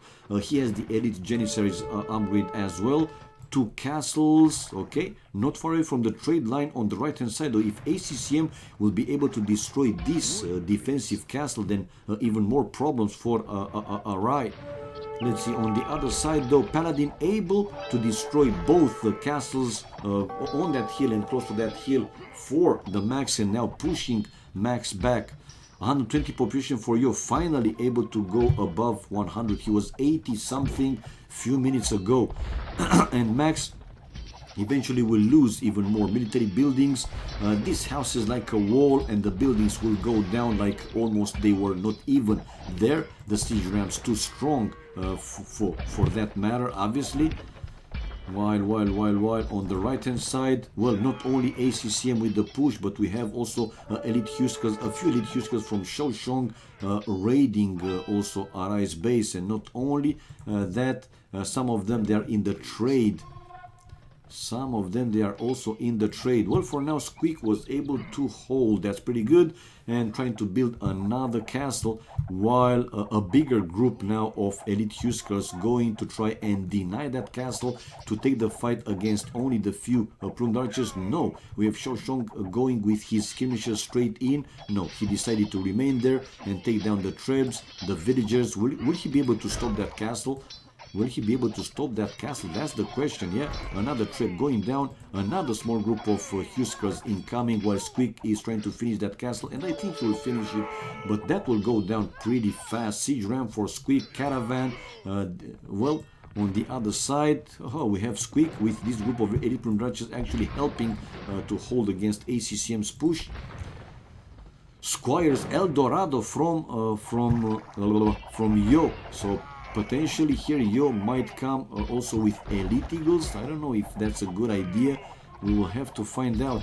The siege ramps though to do more and more push back there from Yo. Architecture, the third wood upgrade, the third farm upgrade, tracking for Yo, all important upgrades. Well, those siege ramps will go down, but before that he was able to take down another town center, and ooh, a very big, a large number of hussars there for ACCM, but nah, against elite plumed archers and elite janissaries, I don't think he will be able to do too much, man. I don't think he will be able to do too much. Anyway, we have Shaoshong still with the push. That castle was delayed, at least delayed for now. Let's see if what are you doing? If Shaoshong will be able to destroy that one. But again, Shaoshong breaking through, and they are in the trade of the enemy. Leaving Squeak against Ghost is just stupid, as they're playing 3 versus 4. I agree, man. I totally agree.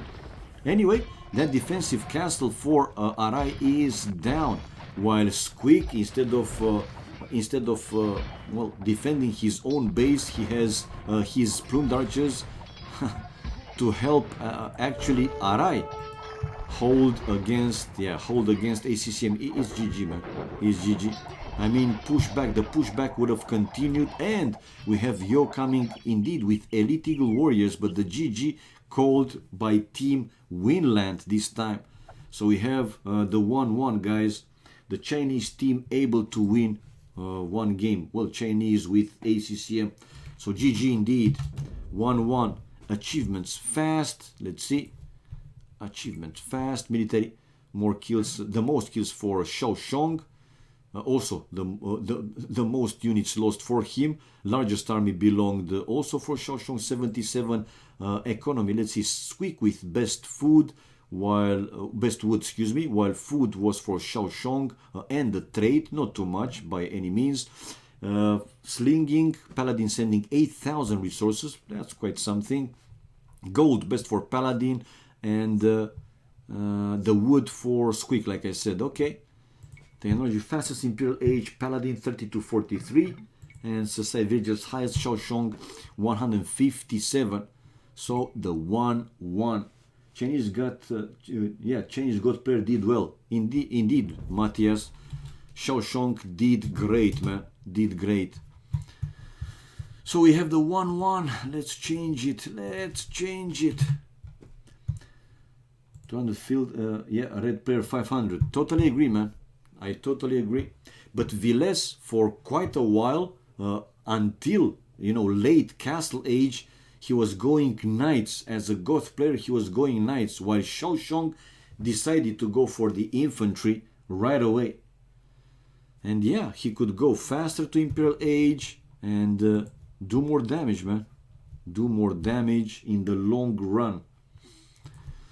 Alright, let's wait and see if another game is happening. In the meantime, in 129, Miguel playing. Okay, it's a 4v4. Ooh, with VA streaming, Miguel. So Brazil versus Japan. A lot of players are practicing. It's great. Seriously, it's great to see.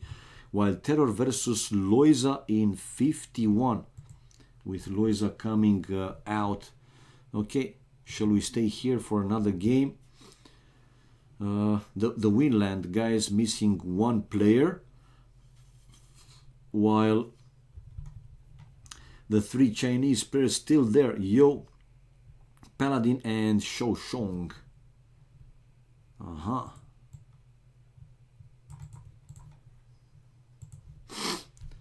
Yep, go Terror Loiza. Terror Loiza. So you guys don't want to stay for this one, but for how long are they playing? Oh, not playing anymore. Let's see if they're launching another game. For my last game before dinner, I will go to see a Terror versus Loiza. Chain spreads are their own meta. It's so nice.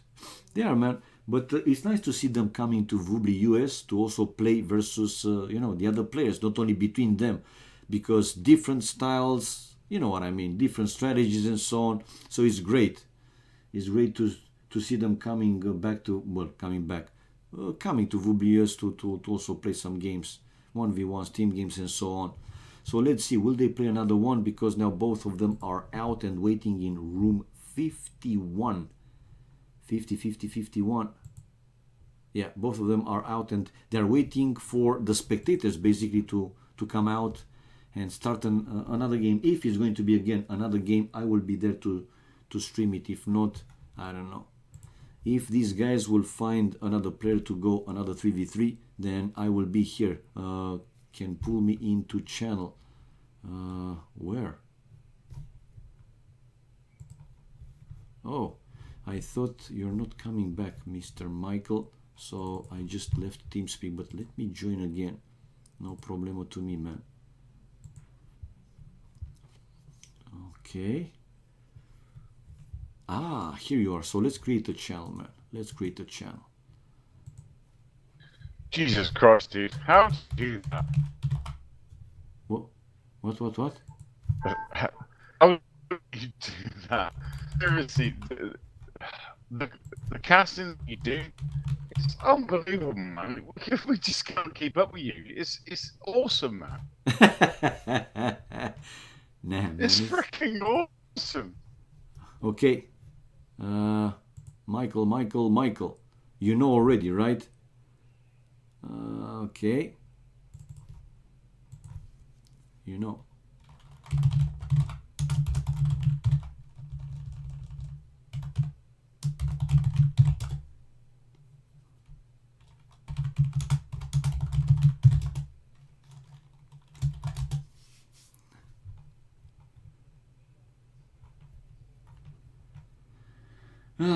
This is Australian, but I want to piss him off. Who's the New Zealand guy? No, he's not. He's a Brit. He is a Brit. Come on, Michael. Michael, join. Michael, can you hear me? Michael, can you hear me? Michael. Okay. Are you here, my man? I'm here. But you haven't put me down, man. I did create a channel and I sent you in Vubli a message. What the hell? What the fuck? Now let me create the channel again and let's go there, okay? Oh, okay. I didn't see it. No problem. Let me create the channel and go there I don't see it. because now that I left, it's not anymore. So I create the channel Just again and let's go there, okay? Here I go.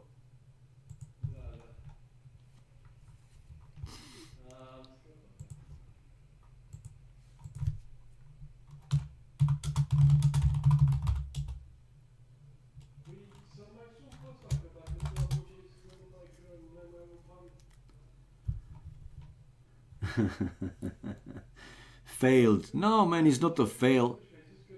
He's from UK. England. England. Come on, Mr. Michael.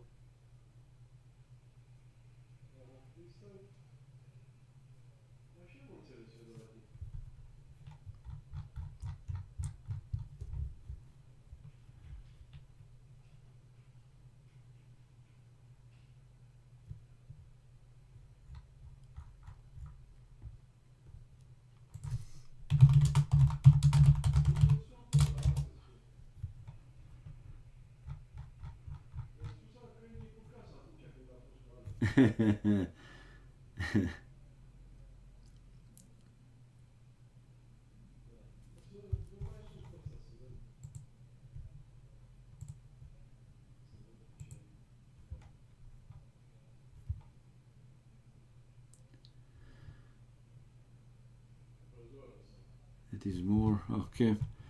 Just pull me in. I can't.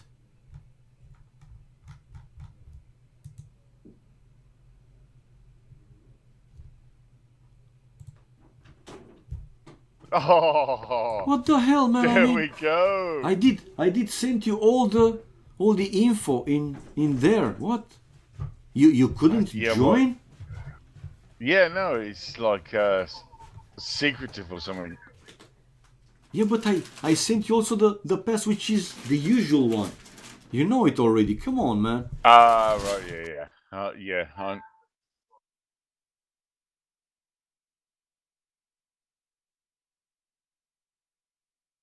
Anyway, never mind. I mean, you're here, and that's it. Let's watch another game. If they will play another one, hopefully they do. But dude, listen,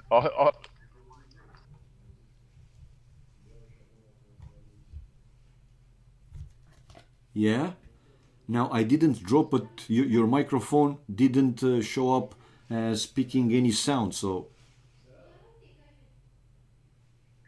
but dude, man, how do you keep up with all what's going on, and man, how the I'm fucking also. hell I know, but I'm do you also see all everything I'm also missing quite a lot, oh man. man, you unbelievable caster, man. Now, well, I'm doing this for quite some time, and just look at the mini map fast or as fast as possible to see, because when there are sign of action in some places, there are flashing points there that's showing that there is something there, like an attack or something. Yeah, it's not super easy. Seriously, I mean, quite a lot of people might think that this is like easy. You just sit there and that's it. It's not, man. Of course, it's not like you're doing construction or, but it's not. It's not super easy. Seriously. Oh no, it's on a whole different level when you try to cast games and commentate on games. Like, you rarely miss like a point of interest in things like that. You introduce the players, you introduce who the flanks are and everything like that, but you do it absolutely perfectly, and wow, it's just amazing the way you cast. It really is. Thank you, man. I appreciate it. Seriously. Makes me feel, makes me feel. That means I'm doing a good job. Or a decent one. At least a decent one. If some viewers really enjoy it, man. You're like Doctor Disrespectful on a whole never level, and the people can't. we can't mimic it. We can't, try to copy you. We can't do anything like that. It's just you, and that's the beauty of it. It's you, the way you do it, the way you sound. It's just amazing, man. Honestly, bro. Thanks, man. Thanks. No, I mean it. I mean it. Yeah, yeah, yeah. I know. I know It's you're not trolling it's or whatever. beautiful, Yeah. Thanks. and I'm sure everyone in chat will agree with me that it's just it's you're a different level from anyone else who tries to cast. And I've watched T90 stream. I've watched loads of other streams, but you yourself, a whole nother level, man. A whole nother level. Whoa, that's great to know.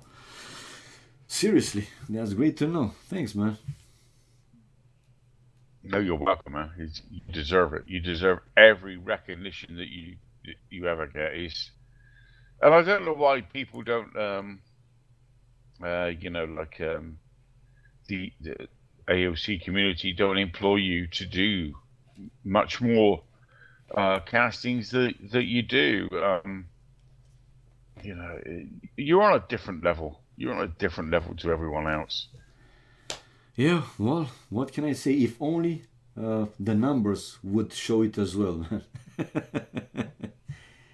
But they're not. Anyway, like I said, I'm not in this for the numbers. Katsuni, No, come you're on, not in come it. on. You're not. Yeah, you're not in it for the money. You're not in it for the game. You're just in it for the game. Sorry, Yep, you're not in it for the game. yep, You are in it for the game, and you really do, really love the game. I And do, man.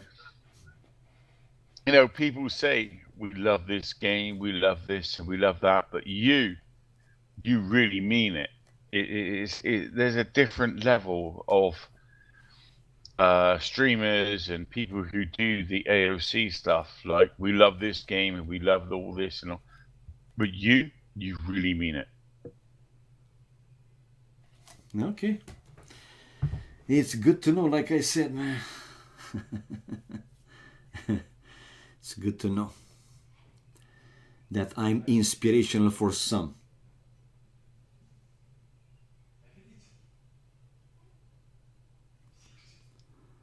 Oh yeah, yeah, definitely. It's just you just are. I don't know why. Now You just are. you just made me curious, man. Well, I did, to be honest. It was in the start of the streaming where when people, not too many, knew what was about and so on.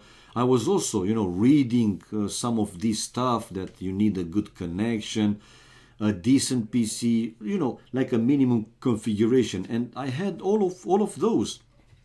I did it a try, and back then didn't have Jeanette or any other guy that could help with the settings and so on. I mean, I was in the start not necessarily alone, but doing all this stuff kind of alone. And seriously, the first time when I streamed with a microphone to do the commentaries, I was just myself. I was hugely surprised, about viewers, how much they enjoyed it. I was like, what the hell, man? Seriously? Yeah. Well, what can I say? I'm happy, man, that I can do this, and I will continue to do this no matter of the numbers or whatever. As long as I can, I'm available. I'll be here, man.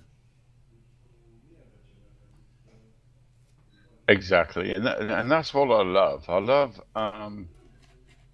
well, I love you because you're my bro, Thank you, man. man. But but I've seen many streams and they go about all this and they do this and they do that, but you're on a different level towards them, and to me, it really touches me. As an old school player, like we used to play in the olden days, I like know. with Archcoven and Archvile and all those old school players that the clans that was around, and the LAN parties that used to go on, but that was very, very far and few between. But nowadays, it's changed. It's changed now. I mean, these guys on these levels. is something that we could never play on. We could never play on that level. It's crazy. Like you said, the skill level these days has changed. Yes, It's it did. Yeah, yeah, yeah. I agree. and it's really nice to see that this game it's like the modern day game of chess. You Yeah, know what I mean? yeah, yeah, yeah. And it's beautiful that we've got a guy like you who understands the game and understands and uh, introduces the players the way you do and what they're going to do and things like that we don't see as players. It's amazing. It's absolutely amazing, and I hope you continue and keep going I the will, way you man. do I will. because it's brilliant, man. And without you, AOC will die, man. Without you, AOC will die. Nah, nothing. I mean, no, and you know that nobody is irreplaceable. Ah, man. I mean, yeah, probably would be like a very small loss. I'm thinking, but now everything is going, man. The life train doesn't wait for anybody. You know, it stops in some stations and keeps going, man. Keeps going. Life will never stop. The same with everything else. Games, luck, whatever. But yeah, some losses are still losses. That's a fact. Are you in the room? Yes, I'm in the room. Yeah, So they're playing Nomad yeah, at the you moment. see the map. Why Tokarak? I hate Nomad. It's based on map generation luck. That's exactly what makes this map, interesting.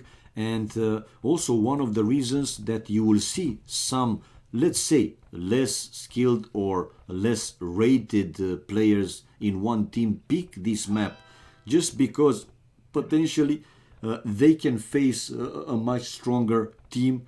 Well, let's say not necessarily easier, but with higher chances in this map.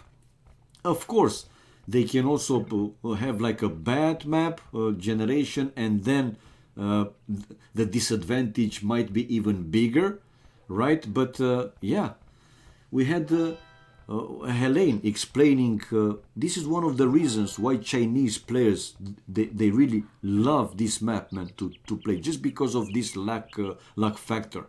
In team games, in 1v1, any player with enough skills have chances to win games in this map. Seriously, I'm not saying that in the other maps they don't have, but you got my point. You got my point with extra, let's say, extra luck factor. Yeah, that's the thing with Nomad. I mean, Nomad is Nomad, and a lot of top players like Mr. Yo and the Chinese players, they do love to play the Nomad game, Yep. but if you're gonna go 1v1 with the Chinese players, Bhakti and Mr. Yo, like you say, it's a different ball game, a Yep. completely different ball game. Yeah, yeah. But Nomads, yeah, it does give you a chance, but I've It's a very tricky map. On another note, I mean, I said it. You might think if somebody is, let's say, like a less rated player, not a very high rated player, he thinks, okay, I might have more chances in this map. But if he's getting an even worse map than the other player, then might be a pretty fast GG for him. I mean, but yeah, the luck factor is there, and players, especially, and not only Chinese. I have seen also the Japanese players, like you mentioned, Bhakti, right? Barry, which is Vietnamese, is not Chinese. They do enjoy this map. I'm not saying that only them. Back in the days, remember Poison, BSK Poison? This was his favorite map, man. His favorite map. Nomad. Oh yeah, and I remember playing the number one player in the UK, which was Geek, Geek. Ha way ha back. ha. Yeah, way back in those days. And I played him on Nomad, and he did not have a clue how to play that map, and I absolutely owned him. I totally owned him. I just sent my knights in, and He was like, "What the fuck is this?" It's like, Yep. but it's a map that every expert, when you call yourself an expert, you should know every single map because if there's someone who's going to sponsor a tournament and do these things that brings the great game of AoC, you should know every single map. I Look at the totally agree. Viper. Yeah, yeah, I totally agree. It's like I could beat the Viper on Nomad. I mean, because he didn't know the map, and Yeah, yeah, that's yeah. that. But yeah, it's true. It is true. But yeah, I do recognize that a lot of the Chinese players do know every single map, and because I think they're like just expecting the unexpected, to be honest. And yeah, no, they're great players. Yep. But if you expect the unexpected, Yes. doesn't that mean that unexpected becomes expected? It can do. It depends. Really. It's just some, stupid, play with words, man. No, I know what you mean. I know what you mean. At the highest level, you should know all maps. And we have seen it was a very good example in the in the just this tournament finished with the balance patch, right? That we said Nikov or other players, not necessarily they, well, not necessarily. It's not that they didn't know how to play maps like Loch Ness, those hybrid maps. But if you make them pick a map, they just prefer land maps, Arabia and other maps, similar to those one. But again, they showed that at that level they know how to play every Yes. single map, man. Did you see the Actually, I was co-casting with Jeanette the other day, and they were playing Team Islands, and it was, Team Islands is my favorite map, as you know. But Yep, and the high-rated guys, they went all in and stuff like that, and actually someone like landed and threw them completely off the game, and they ended up winning the game because Team Islands gives you that diversity. yep. And it was absolute. Oh man, I was actually creaming in my pants, it was just crazy. Okay. But it was beautiful to watch, man. It was beautiful. I was like, yes, I was going crazy. Let me tell you. And they won the game, and I was like, wow. The underdogs actually won the game, and Yep. you know, it was beautiful to watch. And well, actually, let's say you had $500 on the game, Cassini. What maps would you choose as a tournament? What would you choose? I would go for Mega Random, one of them. Blind Random Map, one of them. A map pack that contains not only standard map but also those exotic maps. I don't know how to call them. Non-standard. Let's say non-standard. And we know that in tournaments uh, they also have like new maps, like a contest for creation of new maps. So it's always nice to see, especially from these top players, how they adapt to the specifics of those new maps. But I like Exactly, and diversity, that man. that Yeah, and that to me means more than anything. But like, you can put any money on it. It doesn't matter if it's $500, $1,000, or whatever.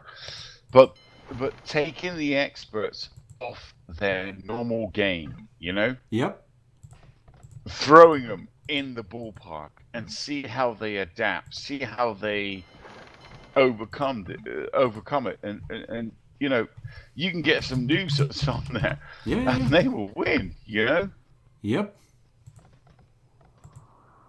And I totally agree. Yeah. this is what I want for the AOC. I want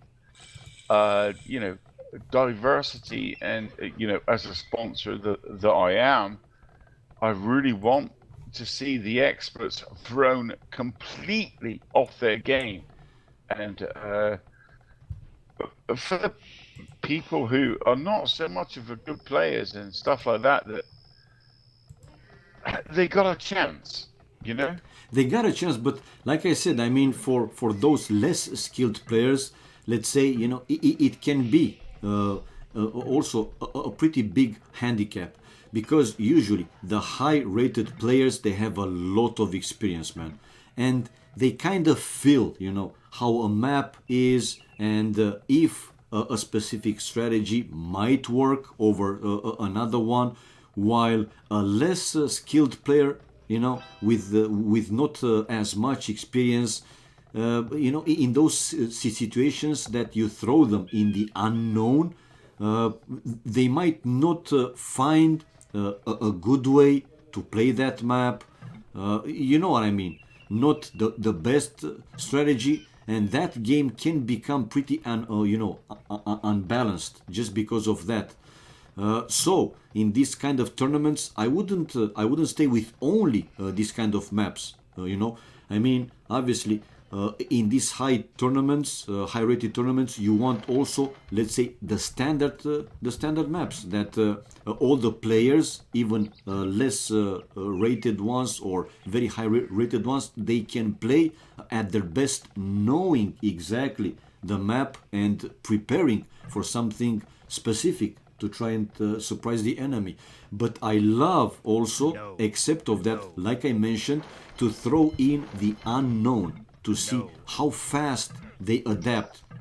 But if you have, unknown in a more percentage, like 80%, then I don't think, that would be the best way, because again, less experienced players, they might have like a huge handicap then, and might lose the games like super fast, man. Exactly, and that's where I'm coming from. This is what I want to see. I want to see like the experts are completely thrown off their game, and see how they adapt and overcome. Yep, that's always great to see. Anyway, in the start of the game of this one, I was about to say that Purple might have, some real problems here, because he has Yo not far away from him to the right hand side. He has Paladin to the left hand side, but well, check him out, man. He's still in the game, but will he hold against these? Hello, Odis, and hello everybody else. Hello, guys. Welcome to the stream. So yeah, he's still in the lead here. Now Max is with the highest score, but I'm not sure, man, if it's working. It seems that that defensive tower, though, to the gold for him was very, very good. On top of that hill, he was able to take down Paladin's tower that was trying to go aggressive, right? But didn't work out. And check out, by the way, 73. Who is him? I don't.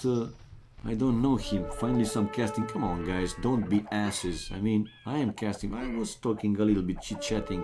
Do you guys really mind? I mean, I was trying to show what's happening in the game. Okay, so going back, those archers surprised Paladin a little bit. Paladin, 34 population, same as Villes on the other side. But Villes is in Castle Age, right? Paladin is... No, it's Feudal Age. Wow. I don't know, what do you think about this game, man?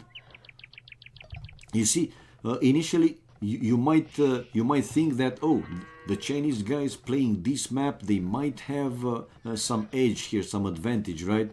But for now, the other team is looking pretty good in the lead. I'm curious. Well, Yeah, go ahead. The Max. The Max is really like my hero. I mean, he adapts and he booms so well. It's really, really hard to stop him. Yep. I mean, I've seen him on a radio. I've seen him in, many games before. And for the Max, to me, I think he's going to be, you know, he might overtake the Viper soon. He's really, really good. I like his play style. I like his aggression. He's he's on another level, definitely. Yeah, yeah, yeah. His gameplay is super strong, to say the least. But he has to prove. He has to prove, especially in tournament games. Seriously, I mean, those are the ones that will make in the end the difference. Because to go again with the high level players and low level players, at the high level players playing rated games, well, these guys they play tons of games.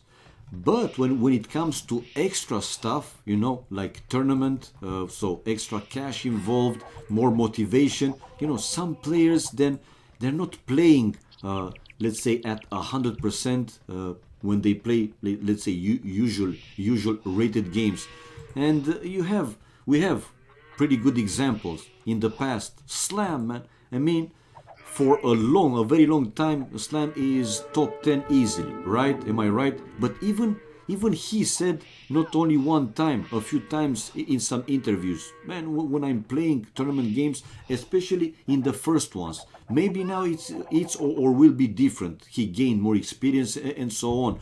But even though he was playing amazing in rated games, I don't know, in tournament games, not that great, man. Seriously. It's that, psychological factor when something more than just points is involved. And there, actually, these top rated players, they should prove it. In this last tournament that Viper won versus Leary, you know, a lot of viewers said that Leary has real chances. I never said that he didn't have chances, seriously. But just before, when we streamed that before starting of the game, I said I hope that Leary will play his usual game, because being his first grand final in a big tournament, an important tournament, and also playing versus Viper, that psychological factor might come into play, and it did, man. He did play well. I mean, he didn't make like big mistakes or whatever, but still, it wasn't, let's say his normal rated games. In round robin, he won Viper 3-2, but in the grand final, he lost versus Viper 5-1, man. Yeah, no, I totally get where you're coming from. When I was in my teenage years, I used to play eight ball a lot. Pool, Yeah, yeah, pool yeah. I know game. pool. I love. Yeah. And we used to have games and stuff and practices and things. But when I was practicing, I was just like, trying different shots, trying different things and things like that. But when there was money on the game, oh, it was serious. Yeah, I I know. I want to win. I want to beat that, and Yeah, I win know. the money. Yeah, yeah, yeah. I know. And it brings a different aspect to the game. Exactly. As soon as the money's up. I don't care if it was like £2 or £500. I didn't care. I was going to win, and that was that. Yeah. You know. But when you're practicing, it's a different ball game. But when there's money on it, nah, yeah, I'm taking that money home. Exactly my point, man. I mean, these players, including Max and the newcomers, they have to prove it in tournament games, man. Rated games, It's also, I mean, also a bit similar with football. It's a total different thing. If you see Germany, for example, I'm giving an example. If you see Germany winning in a friendly game 10-0 versus Italy, and then 2 days later or 1 week later you see Italy in champions, world champions, winning Germany 1-0, only 1-0, and people are like, what the fuck, man? Germany beat Italy in friendly game, 10-0, and now they lost 1-0. It's different, man. I mean, when money is on the line, that extra thing, then things are totally or so much different, man. This is exactly with this. Rated games only for points, it's one thing, but when something more is on the line, it's a different thing, man. And that bloody psychological factor, it's present, especially with these players that they don't have so much experience with these tournament games. Exactly. And it brings out the best in you. It brings out, holy shit, right, okay, I'm going to play serious now. And, when that's on the line, different ball game. Yep. And I love that. That's what I love to bring to the AoC community. I love to put, like, I don't care whether it's $10, $50, or $100. Boom, it's there. Let's go. Let's see who can really pull it out the ballpark and play seriously. Yep. And I've proven that, with the Viper and stuff. I've sponsored many tournaments, and when I've seen, the Viper play, like, casually and doing things and stuff like that, but when I put the money on the line, the Viper actually says, "Okay, this is serious." Yeah. Boom. Yeah. He wins fucking 5-0. I'm like, what the hell? He's crazy, man. When he plays serious, he's crazy. He really is. It's something. It's something to admire. Yeah. I know exactly what you mean, man, and yeah, that was my point. Is different, man, is different.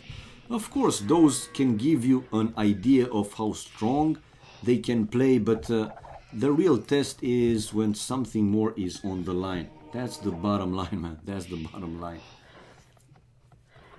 And it is. It's beautiful to watch, and Yeah.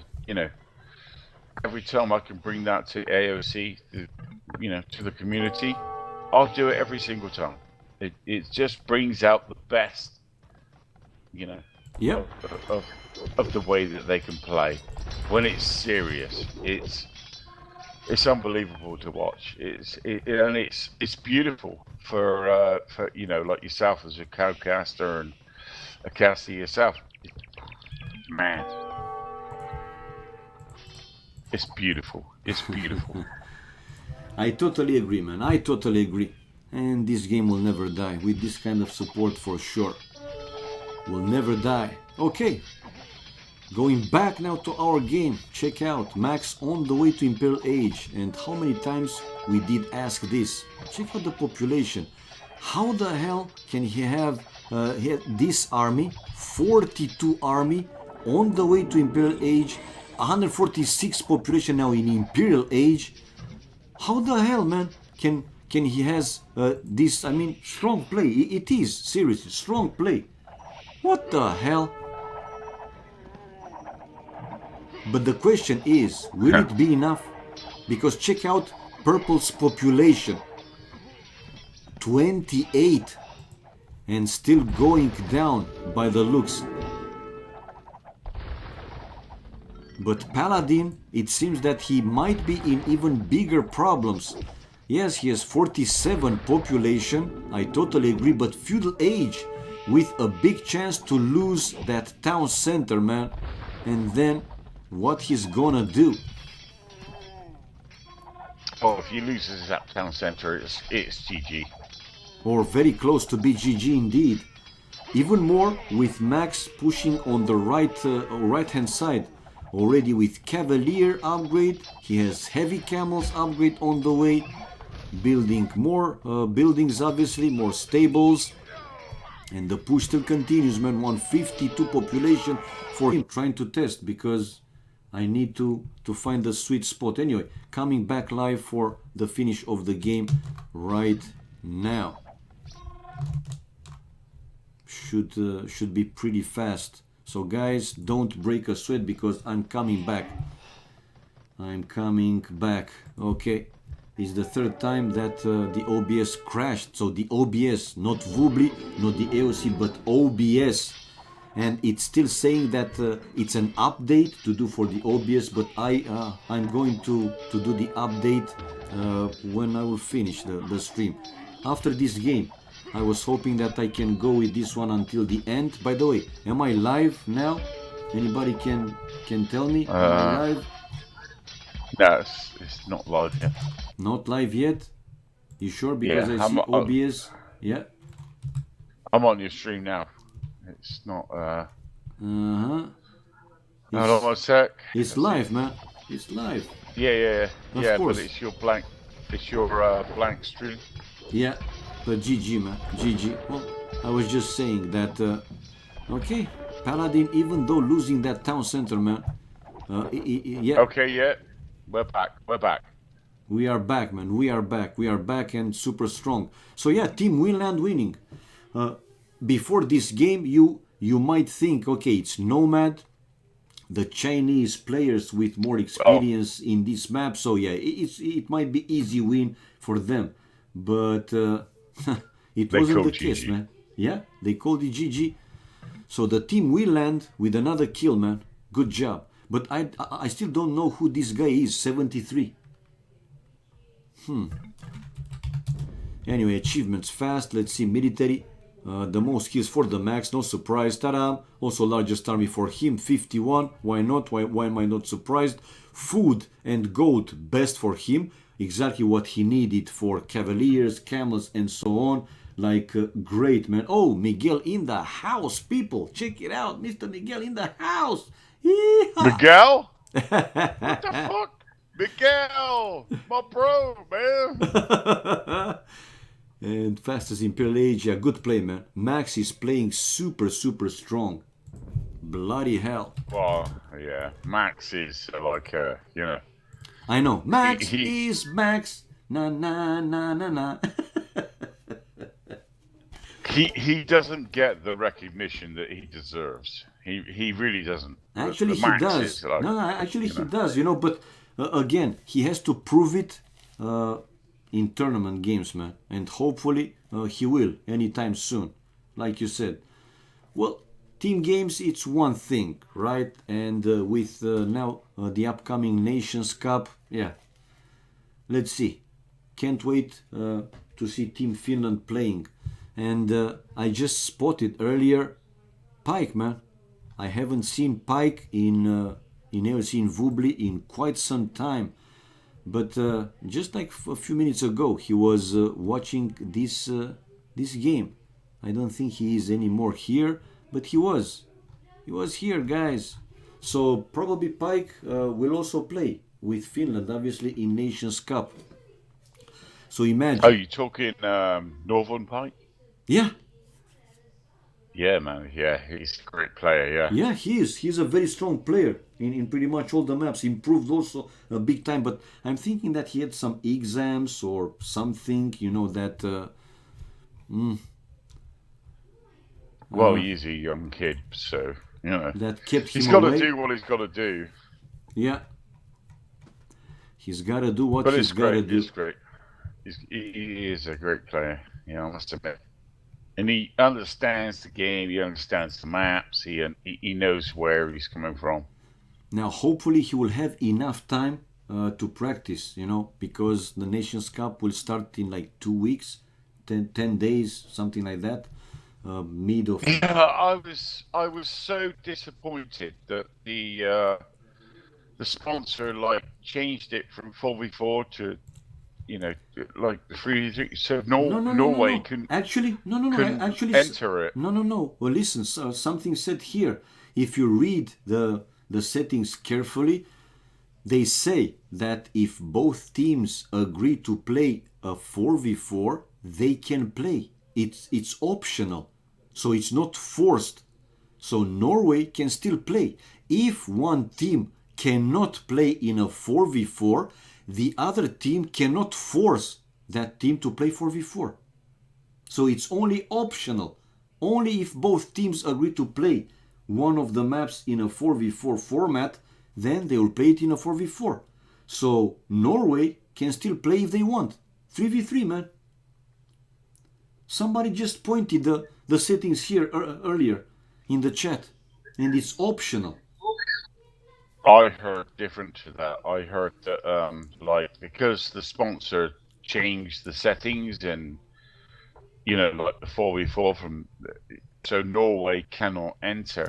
And This is what MBL said, but he didn't probably read all the rules that is only optional. I know last time when I streamed and you were also in my channel, MBL was also in my channel, and then is when he said that because of the sponsor changing to 4v4, they can't play because they don't have a fourth player. Sletten would have come back to AoC to play with Viper and him and MBL.